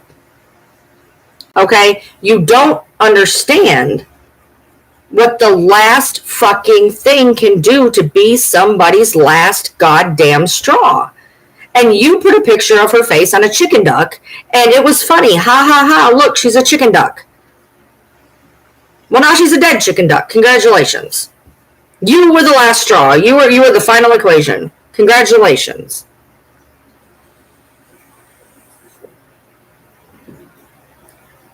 That is why I have the problems with what I do. Okay? I'll give you a more personal one. Ready? Okay, cool. Here we go. So, as a person who, for the first, yes, because someone turned them into, did you miss the entire, wow. Did you miss the entire story behind that? Are you genuinely, are you being facetious? Are you honestly that ignorant? No, that is not even ignorant. That's beyond ignorant. That's stupidity. Are you honestly that stupid? Did you hear anything else in that story? Anybody's last straw? Yes. You have no idea what people's mental health is like. You have no idea what people's mental health is like. I know, have you ever had the day where you've had such a shitty day that you okay, you want to know a story that sticks with me about my aunt? It sticks with me to this day. She told me this story 10 years ago, and it sticks in my head. She had a horrible day, and she went out and she got herself Taco Bell. Okay? She wanted to treat herself. She went out and got herself Taco Bell. Came in the door, stumbled, her food went everywhere. The one goddamn thing she had to look forward to that day, the one goddamn thing that she had to look forward to is now on the floor, unedible, wasted money, she's hungry, and the one fucking thing, the one part of happiness she had that day is on the floor, like everything fucking else in the world is on the fucking floor. It's not about the fucking Taco Bell, it's about what it symbolizes. It's not about the chicken duck, it's about what it symbolizes. That the mob mentality behind the chicken duck has what it does.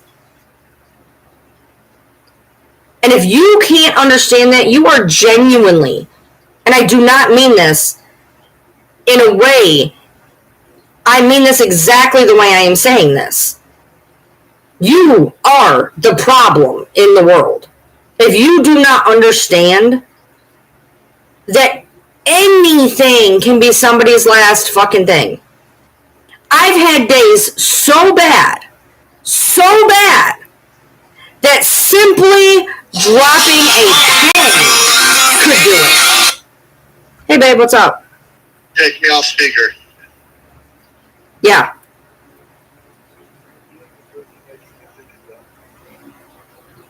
How?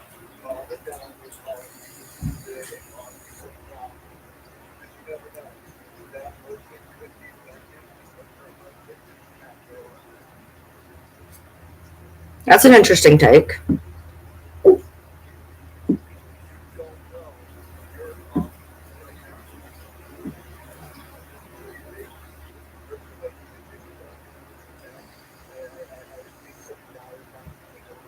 All right. Love you too. When are you going to be home?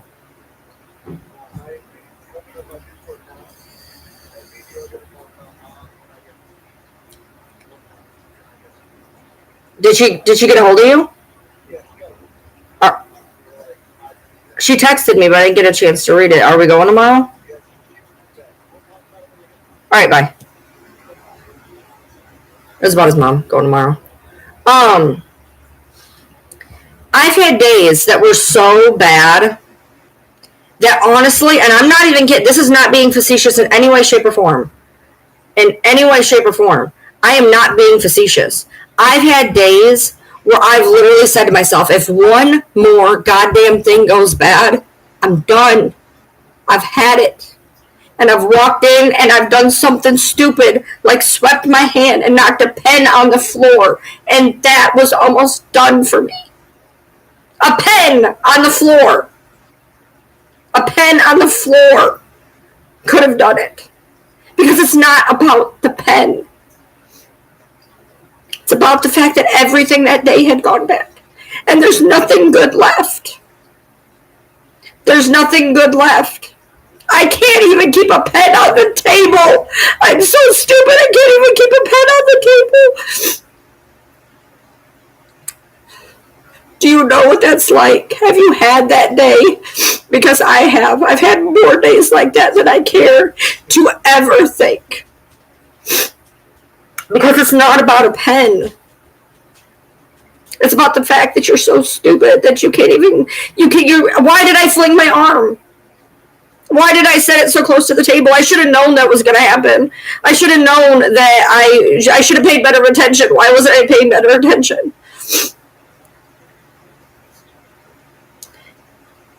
It's about the fact that you don't know when somebody's last fucking thing could be. What could send them over the edge? You don't know.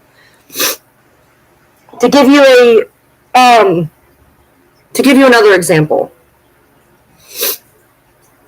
By the way, this did not affect me the way I'm about to tell you, but I could tell you in a way that it could. If I was in the mindset I was in 2021, if I was in the mindset that I was in 2021, when all of this stuff was getting to me, to the point where I was done. Okay? That's a really good analogy, Dandy. That is a really good analogy. In 2021, the snark pages were crazy. Okay, I didn't have the TikTok snark pages really, but I had the Reddit one. And this person found fault in everything I did. It didn't matter what it was. And I was, at that point, a lot, very often. To show you a more personal aspect, so maybe you guys can understand it. This did not affect me the way I'm. Just hear me out here. Natasha posted a video that one of the pages put together. I don't remember which one. At that point, there was so many of them. And there was a picture drawn of me as a boy with a very overweight boy with short hair, piercings, just a very ugly picture of me. Okay?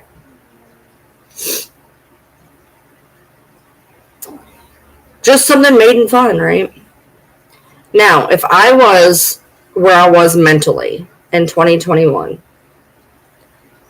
honestly, that could have been it for me, because as a person who, for the first 19 years of their life, didn't eat. I was 76 pounds, okay? I didn't eat.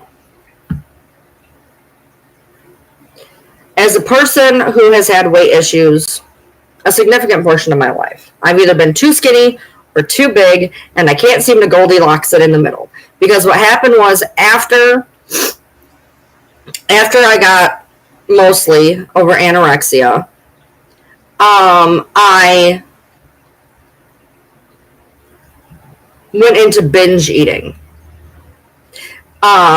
And not the binge eat, a different type of binge eating, not the kind where, whatever, but I would binge eat, okay? And I blew up, okay? I've never been comfortable in my skin, ever, okay? I figure I do okay, hold on.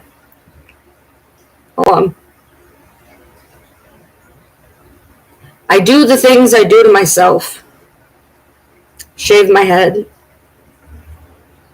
Get piercings, tattoos, whatever. Because I've never felt good in my skin. There are days, and I've done it. There are days where I've been so angry at myself.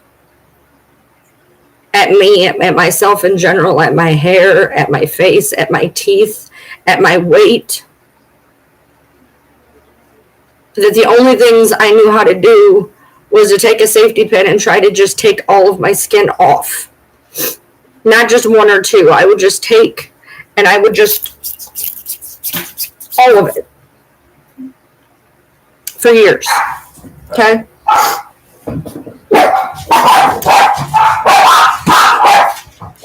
And there are days that I get fed up.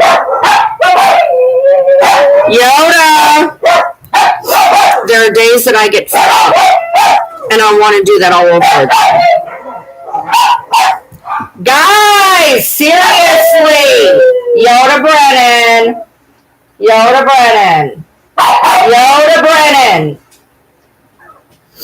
There are days that I want to do that. There are days that I just want to not be me.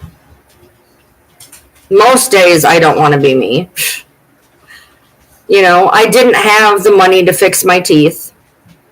I don't have the money for a great diet. I hate hair with a passion of 1,000 suns.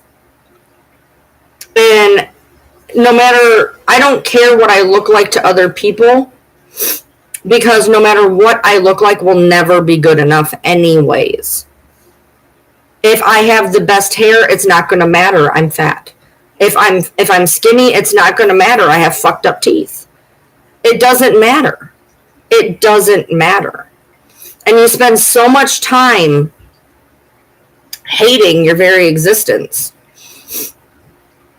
So when somebody puts out a picture of you that just points out everything you thought about yourself to begin with, they must be thinking it too, because there's the video. There's the picture.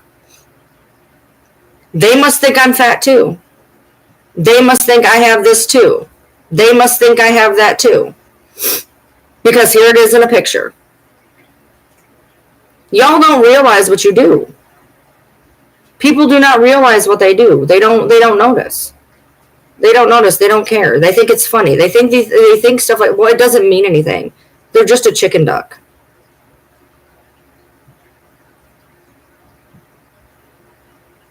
What if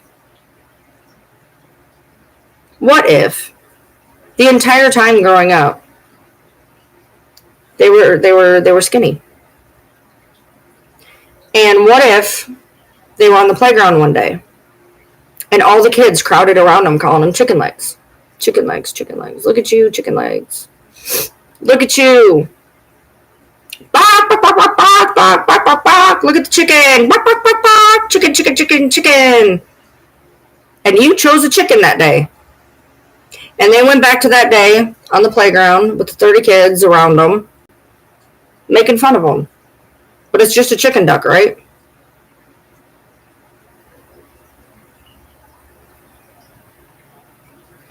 You don't know what the last straw will be. You don't. Most people's last straws, they don't even know what their last straw is until it happens. Most people do not have any idea what their last straw is going to be until it smacks them in the face.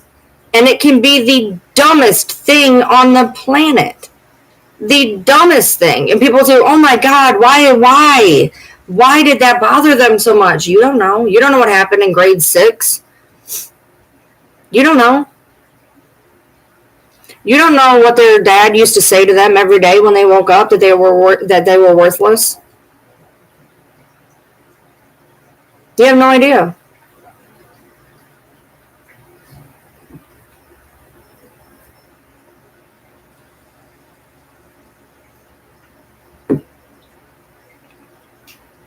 I have a husband that luckily loves me no matter what hot mess I look like. Does he have preferences? Yeah, we all do. Not going to fault him for those preferences. I'm not going to fault him for preferences. It doesn't matter. He's here. He loves me no matter what I look like, no matter what mess I look like.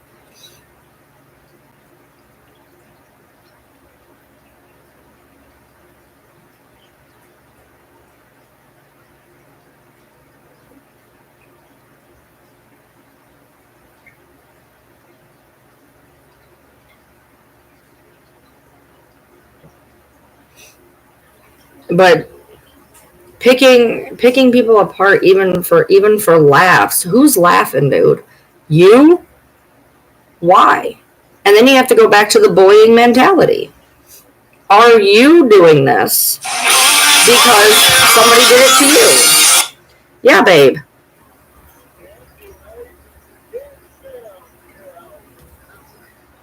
Or how you dress, or how your hair is cut, or the way. That's because I'm a real man.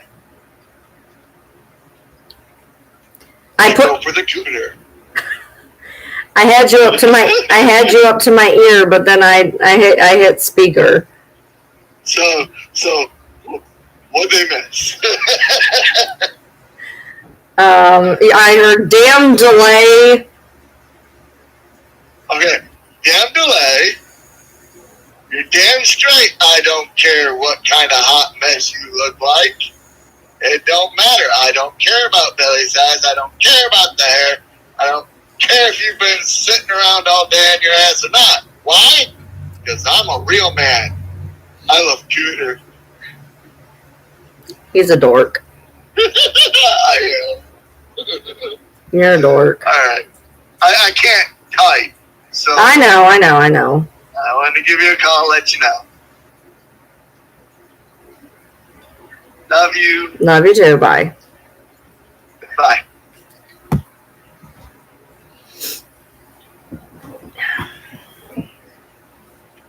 And by the way, before somebody pokes that up, my husband has also made no bones about the fact that if that didn't work, he'd still be here.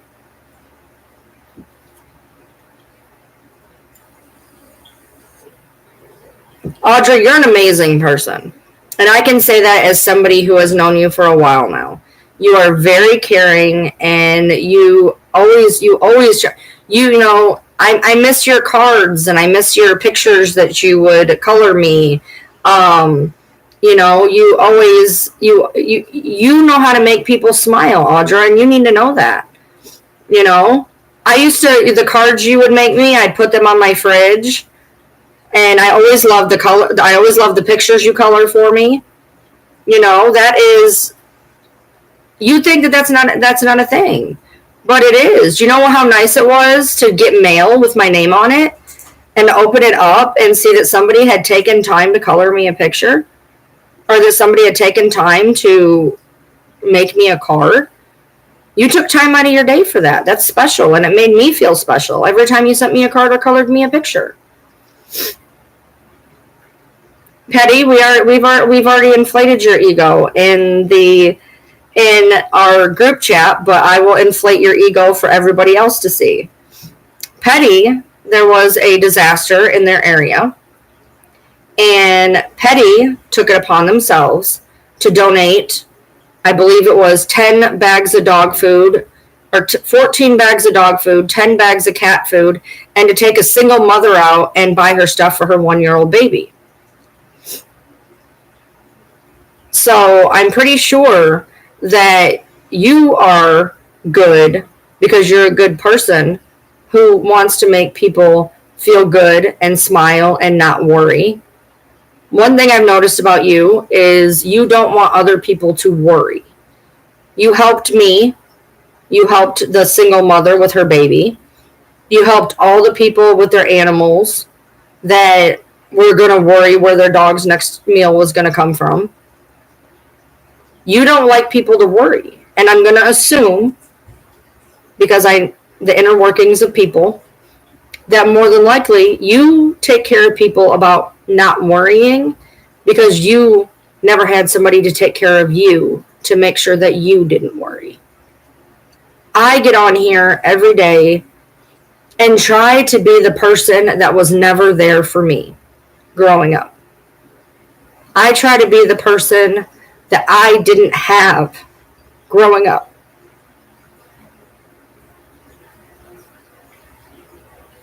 And some days it works and some days it doesn't.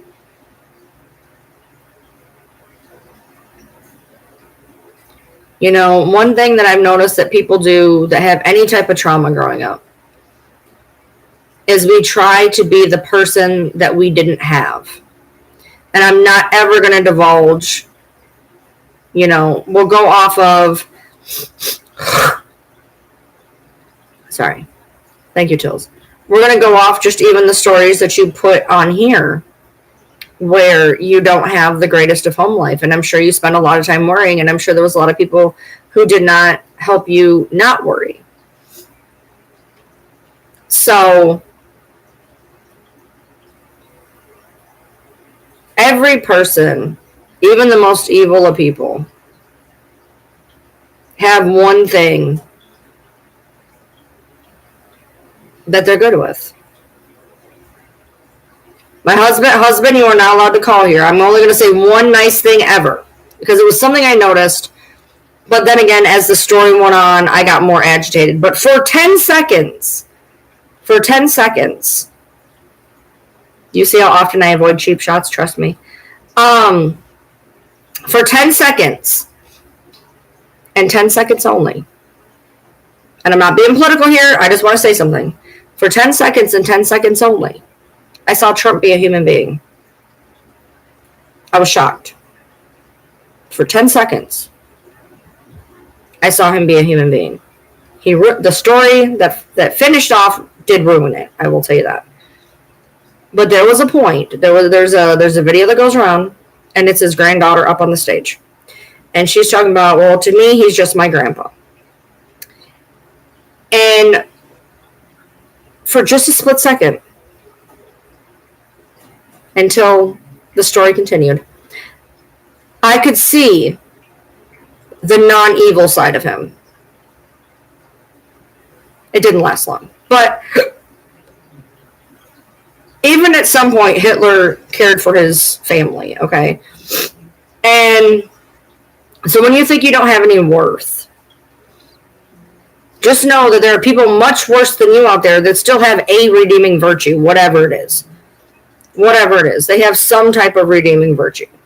And a lot of times we all doubt ourselves, self included, because we've spent so much time of our life, so much of our life with people telling us that we suck for whatever reason. Or, this is another really important one. People don't have to tell you you suck. They just don't have to tell you that you're good enough. One thing my mom used to do, still in trauma to this day for it, but one of the things my mom used to do is, I know my mom loved me. I know she loved me with every fiber of her being. I don't have to question that. I know that my mom was proud of me, because every now and then, I'd know. But my mom spent more time telling other people she was proud of me than I ever felt. Because for me, my mom was hard on me. My mom was very hard on me growing up. If I got a B, why wasn't it an A? I got an A minus, why wasn't it an A? You did this, but why didn't you? Because she always held me to such a high level of, you can do this, you can do this, you can do this. Why didn't you do this? I know you can do this. Which is motivating to a point. What I found out after my mom passed is she was in the hospital, or she had passed or something, and I was in the lobby of her apartment building. And people, as they do, they come up, they give you condolences. And I don't know how many people came up to me and said, your mother never stopped talking about you. Your mother loved you so much. Your mother was so proud of you. That's all your mom talked about.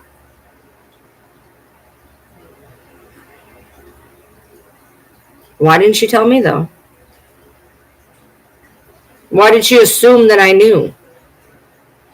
I've spent so much of my life trying to measure up to this pedestal that my mom put me on. My mom put me on this pedestal of how great I was. So great.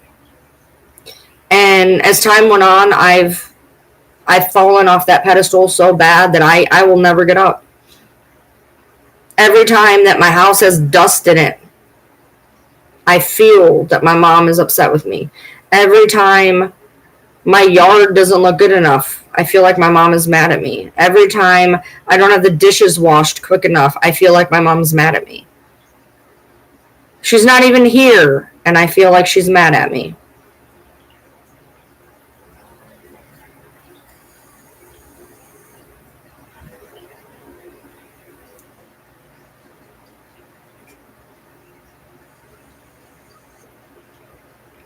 I knew I was loved.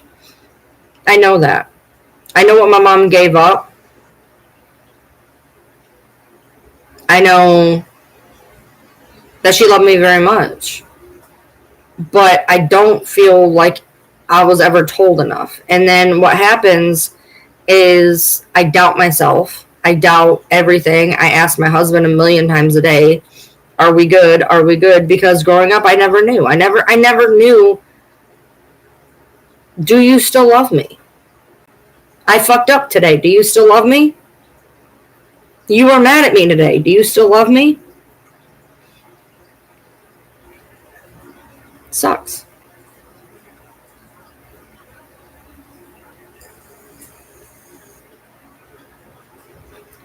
You've always been the one that tries to talk sense into me, business.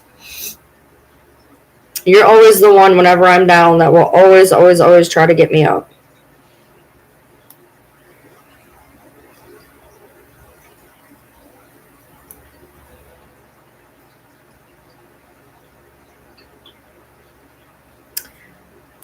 I don't fault my mom for what I'm about to say.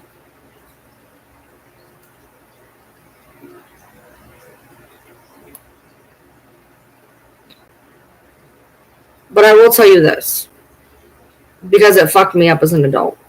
And it fucked up my marriage for a very long time. When you're a parent, don't think your child knows that you love them. Don't be stingy with I love you.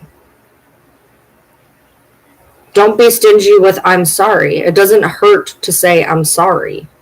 It doesn't hurt anybody to admit that, hey, you know what? I'm sorry. And it doesn't hurt to tell somebody you love them randomly for no reason. It doesn't hurt. Kindness is free. It's only going to make a person feel better, and it's not going to make you feel any less than.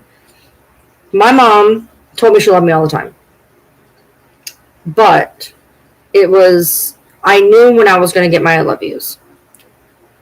When I got off the phone and before bed. I got them every single phone call. I got them every night before bed without fail. It became a routine, I guess. It became a routine. And the problem with routine is it begins to lose its effectiveness. My mom didn't just randomly come up to me and give me a hug. Or randomly come up to me and tell me she loved me. I can't remember any time that she did that. And if she did, I don't remember. I don't remember. Hugs were not a thing for me growing up. To the point that when somebody hugged me, I pulled away. They were foreign. They were weird. I didn't understand what the point of a hug was. And only much later in my life, the past probably 5 years, did I understand how important hugs are. And I spent a good portion of the first part of my marriage with a husband who loved to hug me.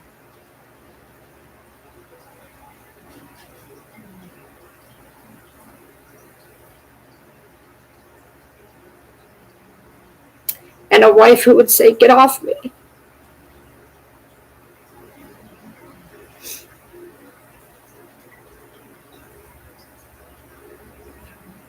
And so eventually, like much routine, the hugs slowed down.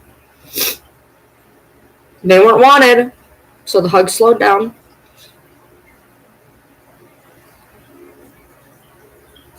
And eventually,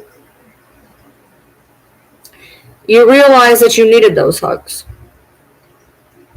And you ask for them. But now they don't understand why. What's the point?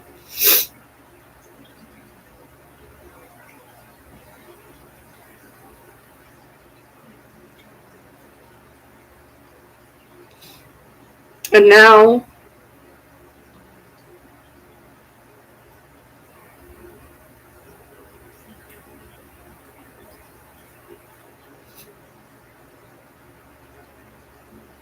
I've asked strangers to hug me.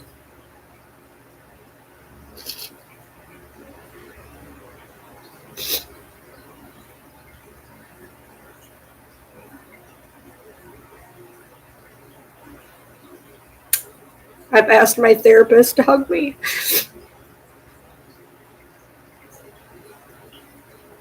because he's not home. And he spent a good portion of our relationship being told, get away from me.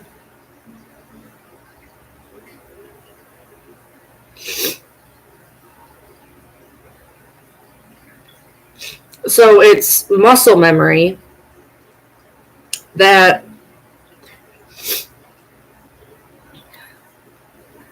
if he tries to hug me, maybe I'll push him away, you know. And he'll hug me if I ask him to. If I say, hey, can I have a hug? He'll give it to me. Don't think he won't. He will. But the spontaneous hugs aren't that often.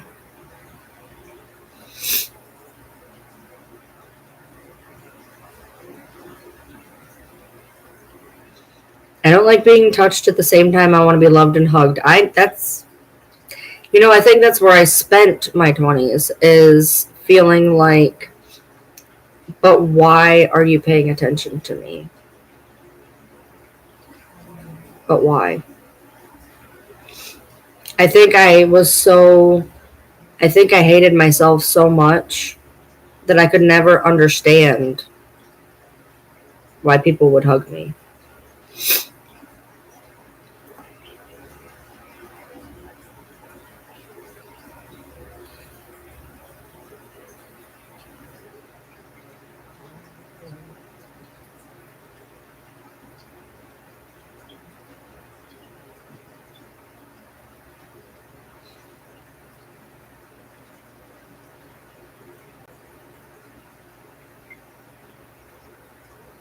I appreciate you, Leanne.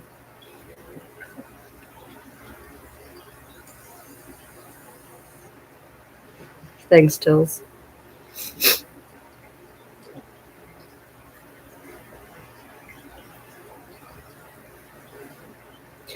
He'll be home soon. Let's see where he's at. I've been playing this whole time. I've been playing with your bracelet. It unzips. When I was flinging my arm around, it flew off. And this whole time, I've been down here playing with it. Thanks.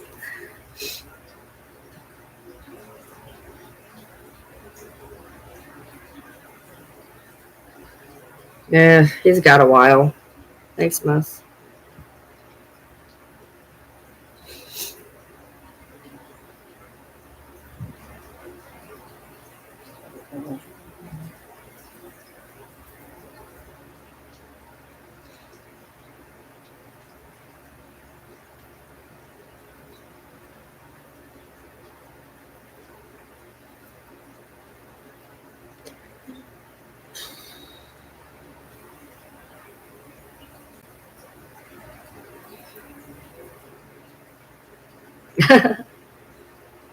Yes, Miss.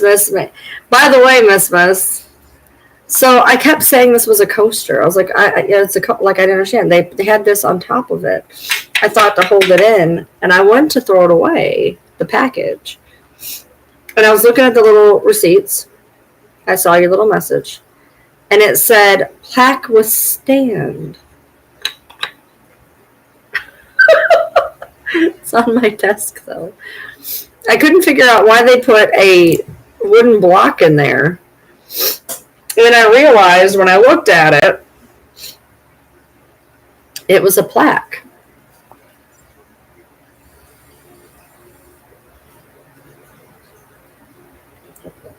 Whoops.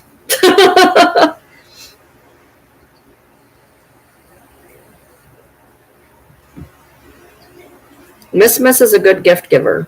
She did. She made a little package. And for those of you who did not watch the unboxing, I hate you. But anyway, Miss sent a pack of mystery dice, which are blue. Came with a sticker and a pin. Sent my husband some fish dice, little koi fish that sparkled. She sent some wax melts, but they were horror themed. She sent that plaque, and she sent a snack box, which we did the video of.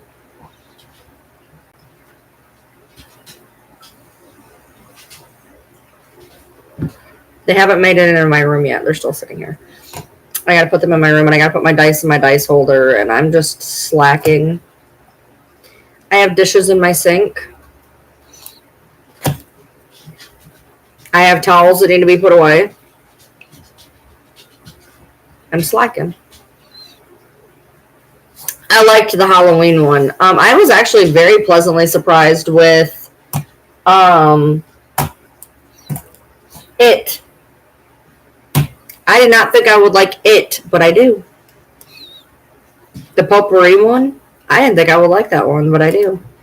I let my husband have the candied apple one because I have a lot of candy apple. And it was a little bit fainter, but the rest of them were really good. The Halloween one smells really good. Ma'am, what are you doing? Yeah, I'm dragging my boobies. I'm dragging my boobies. She lays on her stomach and pulls herself with her little feet dangling like a fat seal. Come here. Why are you weird? Come here. Come here. Fat chunk chunk. Ma'am, this is not what I wanted. This is not where I wanted you to lay. I love you.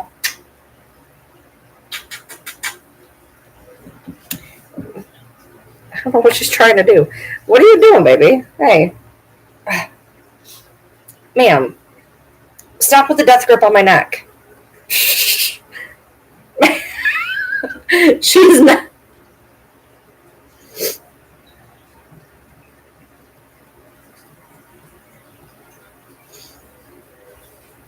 I'm sorry, Audra. Hey, ma'am, can we put you in a place that's more comfortable for both of us? No. This is where I want to lay now. She just decided that she's just going to claw myself. What are you doing?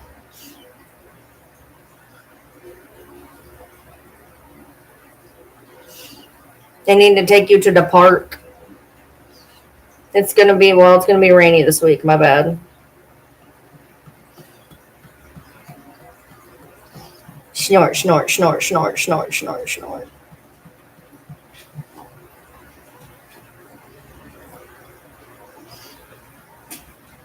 Thank you, Audra. I appreciate you. Why are you staring at me like that? Snort. Snort, snort.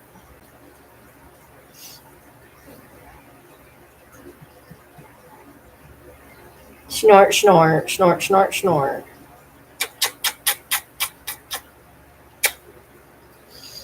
All right, I'm going to put you down. There you go.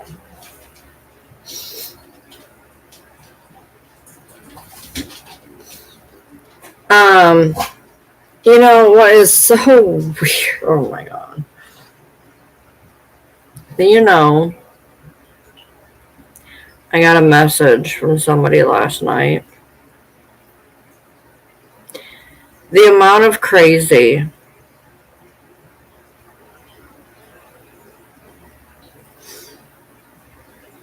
oh my God, the amount of crazy never fails, never ceases to amaze me.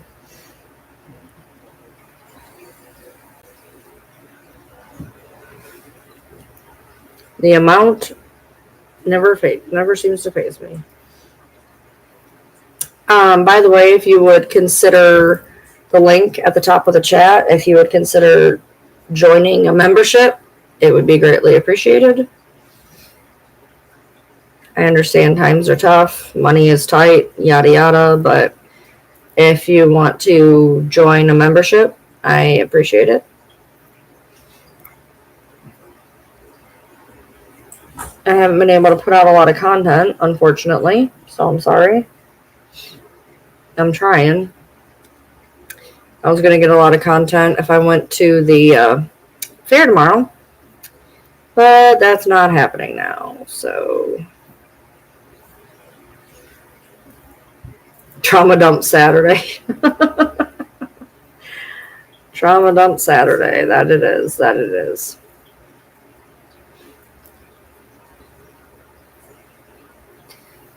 Tomorrow, gonna get some stuff done though.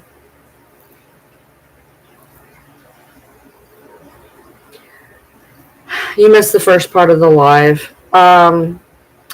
We decided, well, my furnace decided we were not going to the fair. I could have figured it out. I could have finagled it. Okay, I could have finagled it. It would have been tight. Rotors might have been put off, but I could have figured it out like I do. I was going to pay for it with my own money again. And we could have still went.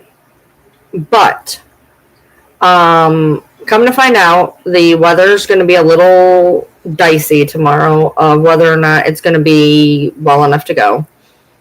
It's the last day, so the vendors might have packed up and left a little early, while the people may have decided, oh, it's the last day, I'm going to go. And we were going to need to get up to go about the time that I normally go to bed, which means I was going to have to go to bed extremely early today. And I would have may or may not been able to sleep. I don't know. And then he was going to have to get home from work at 12, whatever, come home, essentially go straight to bed. He is not the happiest camper when he gets up on a good day. And then we probably would have argued the entire 2.5 hours there. So instead, I had to buy extremely expensive filters for my furnace. Hopefully put some away for my rotors because I'm like $40 short. And we're going to go to a movie. There's a movie I want to go to. And we go to the movies together maybe once a year. So we're going to do that.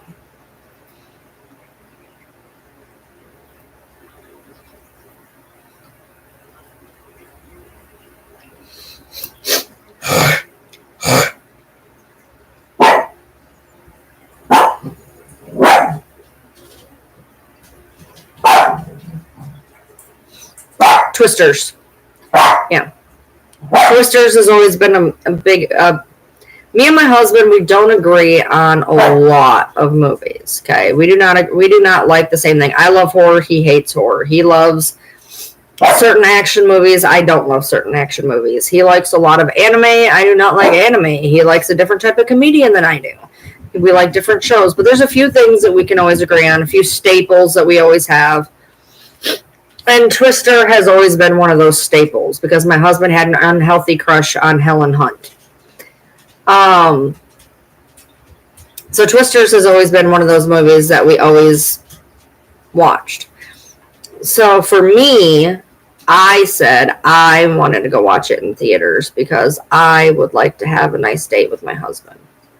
We don't get to do nice dates much anymore. Bills have to be paid. Every now and then we get to go to a dinner. We used to be able to go to dinner every week. We used to be able to do things, and that's why going to the Ren Fair was such a big deal, is because we don't get to do date nights really. So, but I wanted to take him to Twisters because that is something that that's something we've always liked. It's at the drive-in theater. Okay, so let me just tell you something. I am not going to go watch Twisters in a drive-in theater after watching movies about Twisters hitting drive-in theaters. It's okay, Audra. It's okay.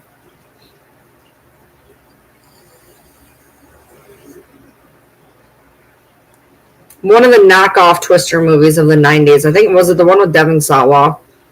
Twisters hit a movie theater. I'm good. No, I want I want to go to a theater and I want to do like the popcorn pop thing. Good night, Tills. We don't get to do that, but like maybe once or twice a year because there's not the only movies we've ever really seen together is like the Fast and the Furiouses, some Godzillas, some Resident Evils. So we don't see things in theaters together very often. We don't go to the theater in general. I went to the theater twice last year because Scream and Saw came out. No, Barberville, Kentucky. They just opened it. Mm-hmm. They just opened a drive-in theater in Barberville.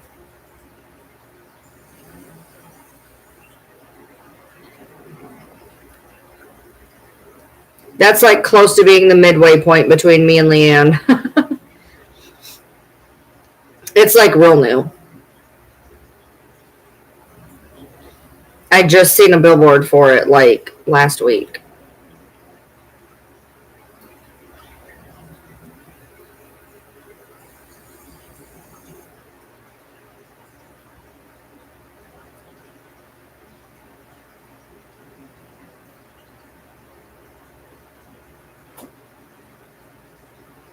No, down here. Down in, not in the hills. Miss Ma'am, you're gonna get them barking. Now knock it off. Hey, don't make me hold you again. Come here. Hey, sissy. Sis. Go lay down. Lay down. You're being a butthead.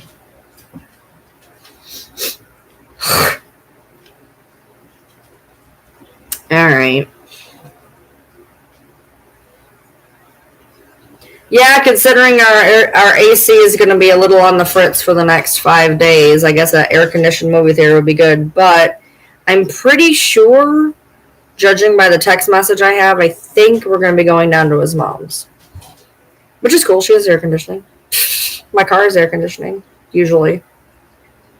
My air conditioning in my car is a little wonky. Like, it works. When the car's driving, it works. I think it's kind of low on Freon or something. But, if you like start it up in your driveway and sit there for a second, it won't unless you kind of gun the motor. But overall, it works, so I can't really complain. Oh, it's where the water park was in Barberville. There was a water park in Barberville. I know that. I went to one 3D movie ever, and it wasn't very 3D. So.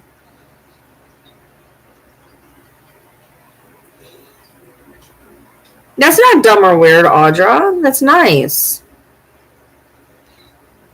No, that's very nice. I love the pictures you send me of your lake house. Those are very pretty pictures. You're very fortunate to have that.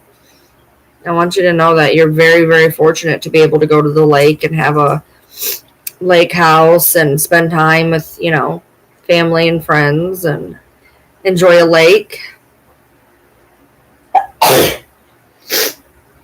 It looks like a beautiful area.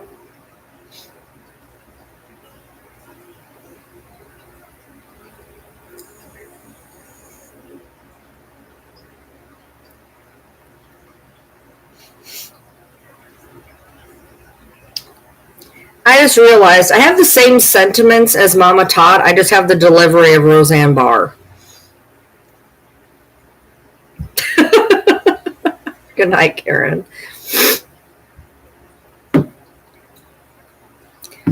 I'd be Mama Todd if she was white trash, essentially.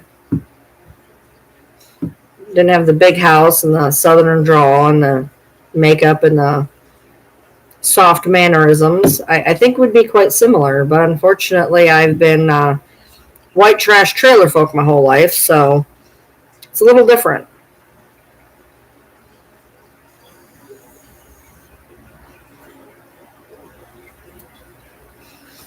Hey, Ashley.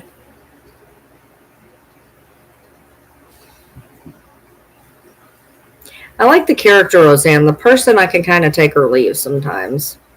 She's a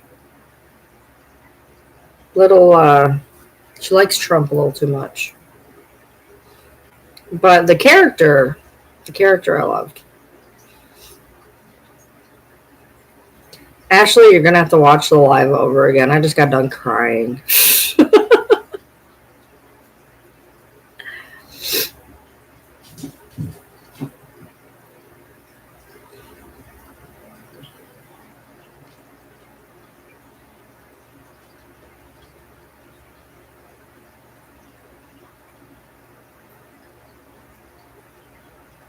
Remember her in She Devil? She was good in She Devil. That's an old movie from like 1988.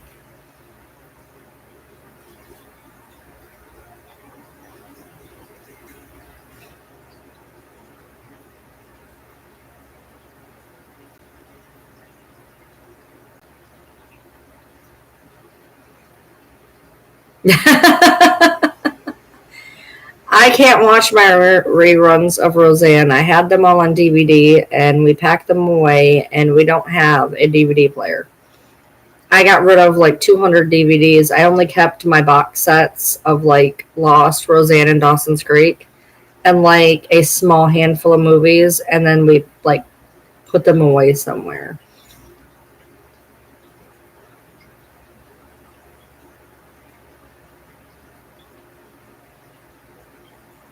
I don't know. My PS5 doesn't work as a DVD player. I've never tried. Does it? I don't think it does. I know PS3s did, but I don't think PS5s do.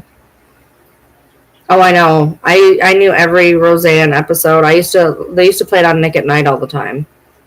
And there was actually a couple different stations that would play it, and I'd find it and I'd just put it on.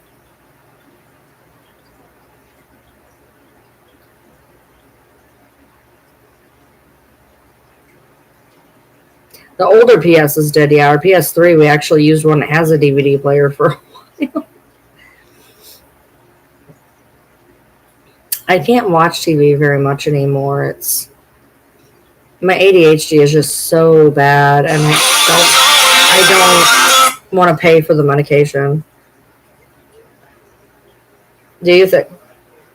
Oh yeah, mine doesn't have a disc reader. I forgot about that.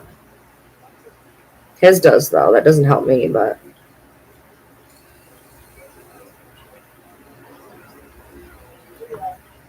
yeah. I got your mom's text saying, well, we could, but Bob can build it. Why? I know that's what I know that. All right, whatever.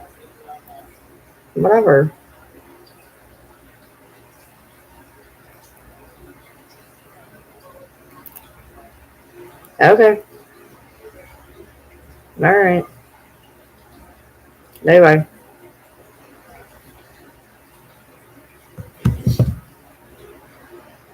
What do you mean, does Ryan Lee Moon still work? For what?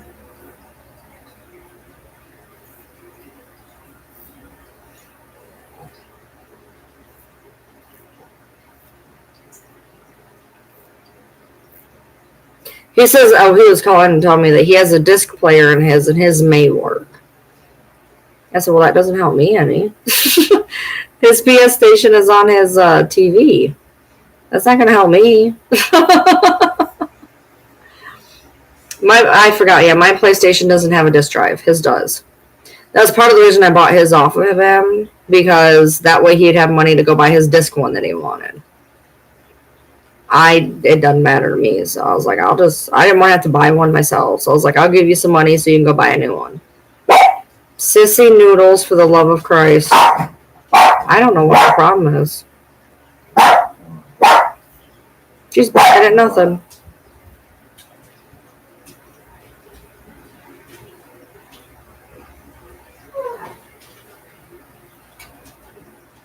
I have been playing with this bracelet like ever since it flew off.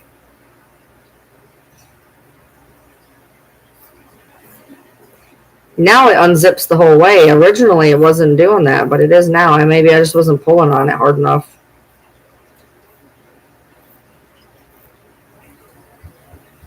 No, that's not my Cash App. I changed it. That's an old one. I had to get rid of that. I had to open up a new account.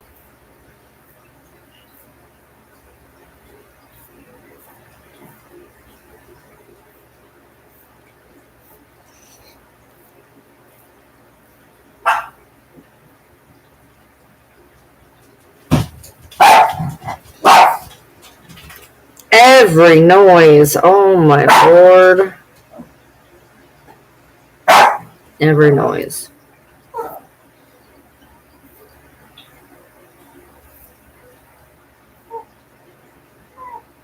No, like with everything else I did, it's Ryan Lee TM. I went cohesive branding and just did everything Ryan Lee TM.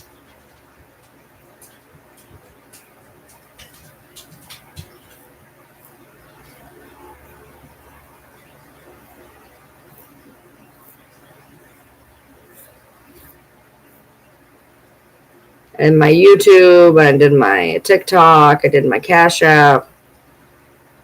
Made it easier and more cohesive. We have his Cash App, which we use to like save, put money towards shit. That one's Ryan Lee TMCA, as in Cash App. I watched Married with Children.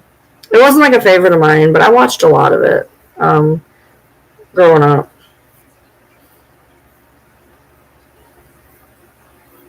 Wasn't like a favorite of mine though.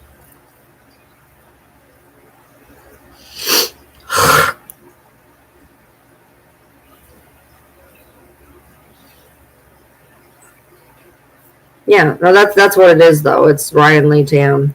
But yeah, like in general, mine is Ryan Lee TM, and then where we like put stuff away for like the family is his, which is Ryan Lee TMCA. Christina Applegate was pretty. Did you ever watch Don't Tell Mom the Babysitter's Dead? Huh? No, it's not. Hold on, let me look. If people would stop, if I could. 7.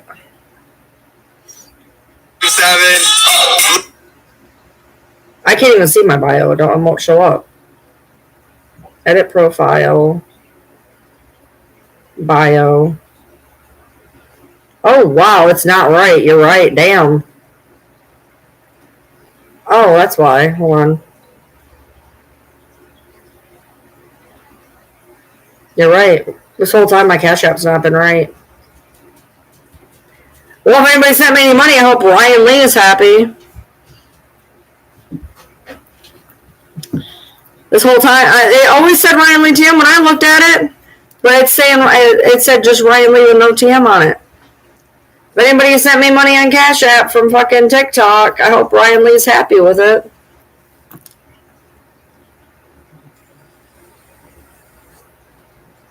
Good to know. Every time I looked at it, it looked fine. I wonder, that's so weird. But I also can't see my bio on my TikTok. Look.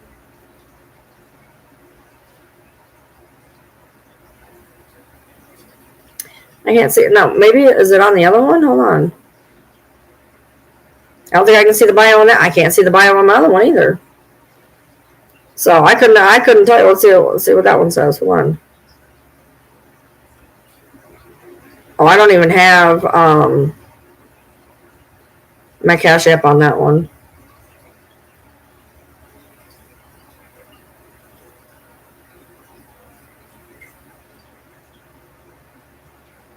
Yeah, I'm putting my wish lists on my TikToks because now that I have had the opportunity to try snack boxes, I put it in my YouTube and I'm putting it on my TikToks so that if anybody wants to send me more snack boxes, that was awesome. I did not do Veronica Mars.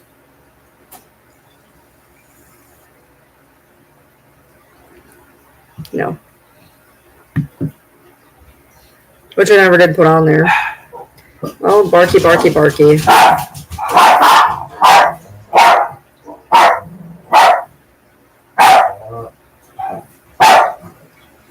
which I can't do now because my thing is messed up.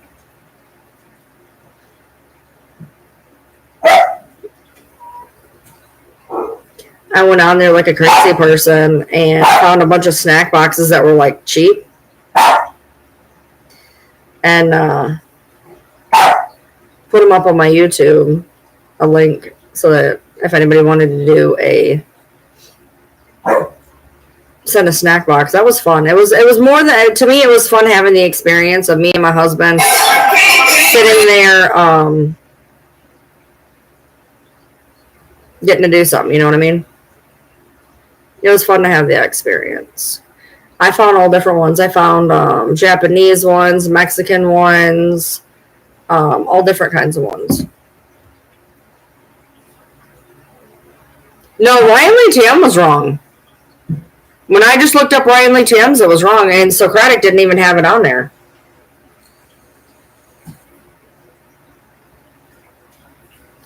At least when I went to edit it, anyways. When I went to edit it, Ryan Lee Tam's was wrong, which was weird, and then Socratic didn't even have it on there.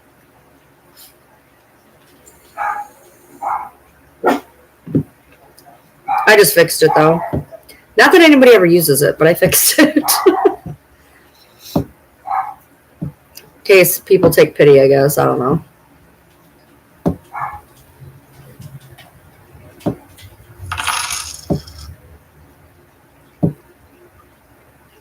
Really, bro. I appreciate you.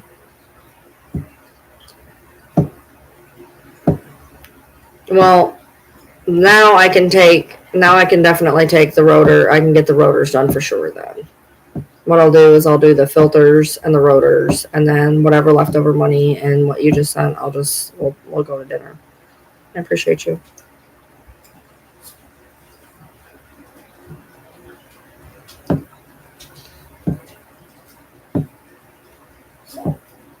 Didn't have to do that.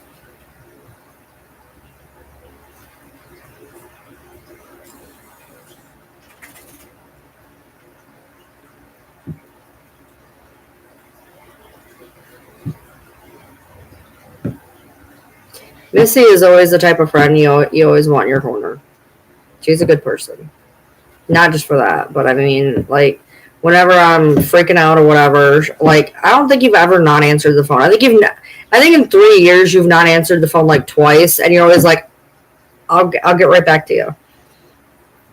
I think no matter what, you've always answered the phone. Of course, I also try not to call at really, really stupid hours. So, you know, my time. Well, I appreciate you. Now I can definitely, because what I was going to do, like I said, is I was going to get the filters and take us to the movies and hopefully get us to dinner and still have money for the rotors.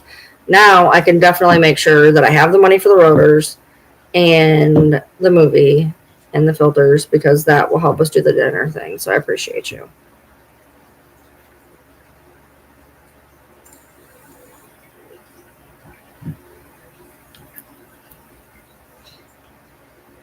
We just we found a new place. We've had it in town forever. We just never went.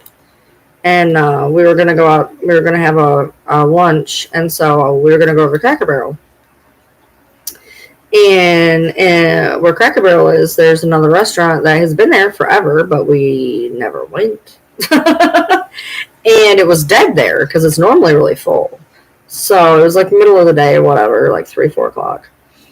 And so we tried it, and we actually went there and had like a light lunch. But what day? I don't know. I got to call Chris and find out.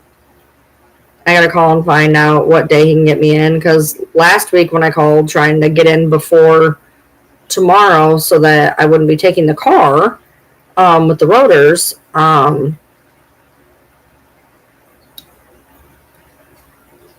he told me he could get me in this coming week.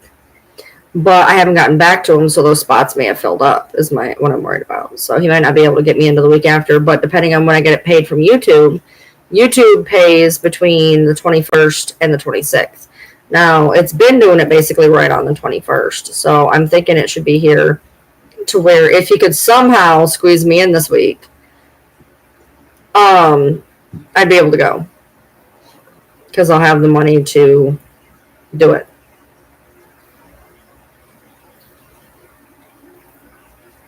But if anything, I'll be getting it done like the first week of August, so that's not bad. Like I said, they're still usable. I know how to use them to where they're not, doing the crazy thump thump thing. If you slam the brakes on, they're going to do the thump thump thing. But I've basically figured out how to time it where I barely have to use the brakes, and when I do, I barely have to touch them. So just kind of babying them until I can get in there.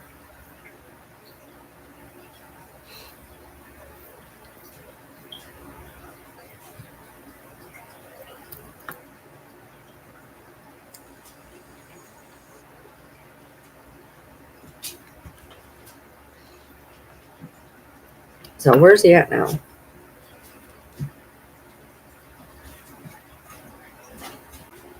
Yes, I have cruise control. Lucky me. I do have cruise control. I just opened up the weather app trying to find Life 360. Oh, he's moved up some from when I looked last time. He's actually just past his mom's exit. In between his mom's exit and the next place. Actually, I think he's right about just to his mom's exit, maybe just a little bit after it. 30 minutes to Oakley turns 5 years old. Your dogs have really close birthdays. After I did the math, I think Leia and Yoda do too. I always screw up because when I first got her, I remember her being a year and a half. And Yoda was half a year. And I always kept saying she was a year and a half older than Yoda. But she's only a year older than Yoda, which actually I just realized like 2 weeks ago, after 10 years, that her birthday is actually in December, I think. Yeah, it's not that. It's whether or not he can fit me in, because he's got a schedule. He's already got people on the schedule. Like, I called him last week, but he was full up for the week. Turns 1 on the 25th. Yay! Our 25th anniversary is in 2 months, 5 days. 2 months, 5 days. 6 days, depending. We never could really agree if it was the 25th or the 26th, because me and Aaron's was the 25th. So he actually asked me on the 25th, but I really didn't confirm until the 26th. So it's technically the 26th.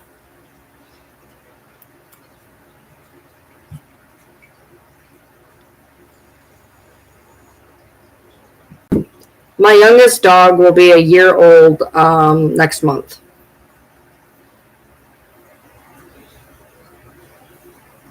Sometime mid-month. I have the exact day, supposedly. I think the people lied, though. I think they lied. When they said that the dog was like 8 weeks old, that dog was 5 weeks old tops. So like we'll just call it August 1st. So yeah, his birthday will be in about a week or two. And he's my youngest at a year. That's Butterball. Right, Butterball? Butterball. Butterball. Buddy Butters. Come here, buddy. Come here, buddy. Come here. Oh, don't hide. Come here. Come here. That's this sweet little nugget. He's very shy. Very shy. Very sweet.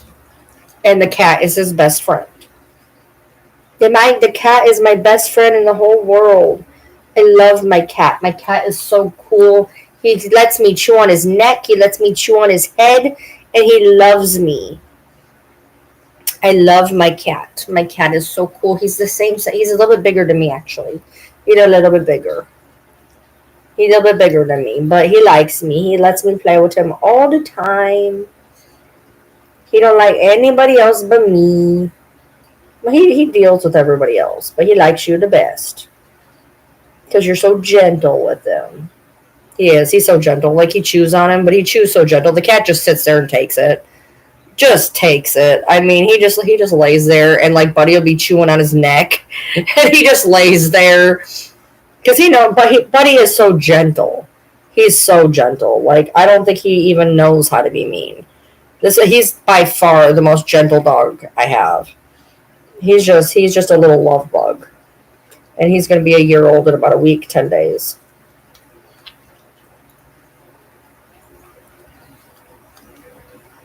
Where do I put them when I leave? They run the house. What do you mean, where do I put them? I don't crate them all. I don't know. Now he wanted down, now he wants back up. Really, bro? They run the house. That's what they do. There's messes to clean up when I get home. There's messes to clean up when I get home. Yay for floors you can mop. They just do their thing. Sissy stays in my room. Sissy stays in my room when I'm gone. Yoda stays in here when I'm gone. But everybody else just kind of runs the room. Kira and Nikki sometimes stay outside. We try not to leave Riley and Sydney just because they're jumpers, but they're outside a lot, so.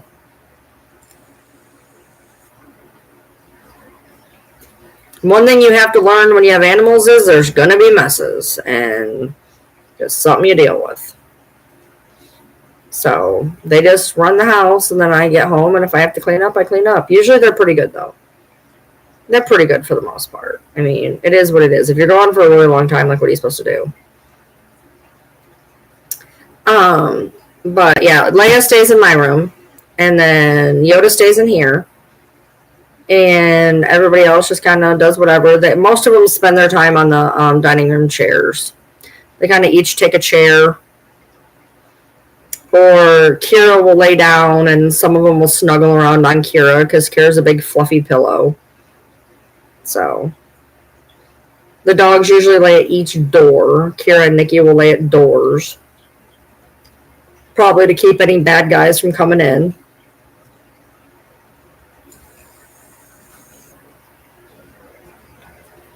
Kira likes to stay outside when my husband's not home so she can, like, watch. Like, sometimes I have a really hard time getting her in when he's not home. And then as soon as he comes home, she'll come in. They've all been inside for the most part today because it's been kind of rainy. And they're just like, yeah, we're not going to go play outside today. So, but it's about that time. I got to go get some stuff done before he gets home. So I will talk to you guys maybe tomorrow. I don't know. Possibly tomorrow. We'll see. If not, definitely Monday. But I'm thinking probably tomorrow. And they're going to start barking. Okay. Well, goodbye. Really?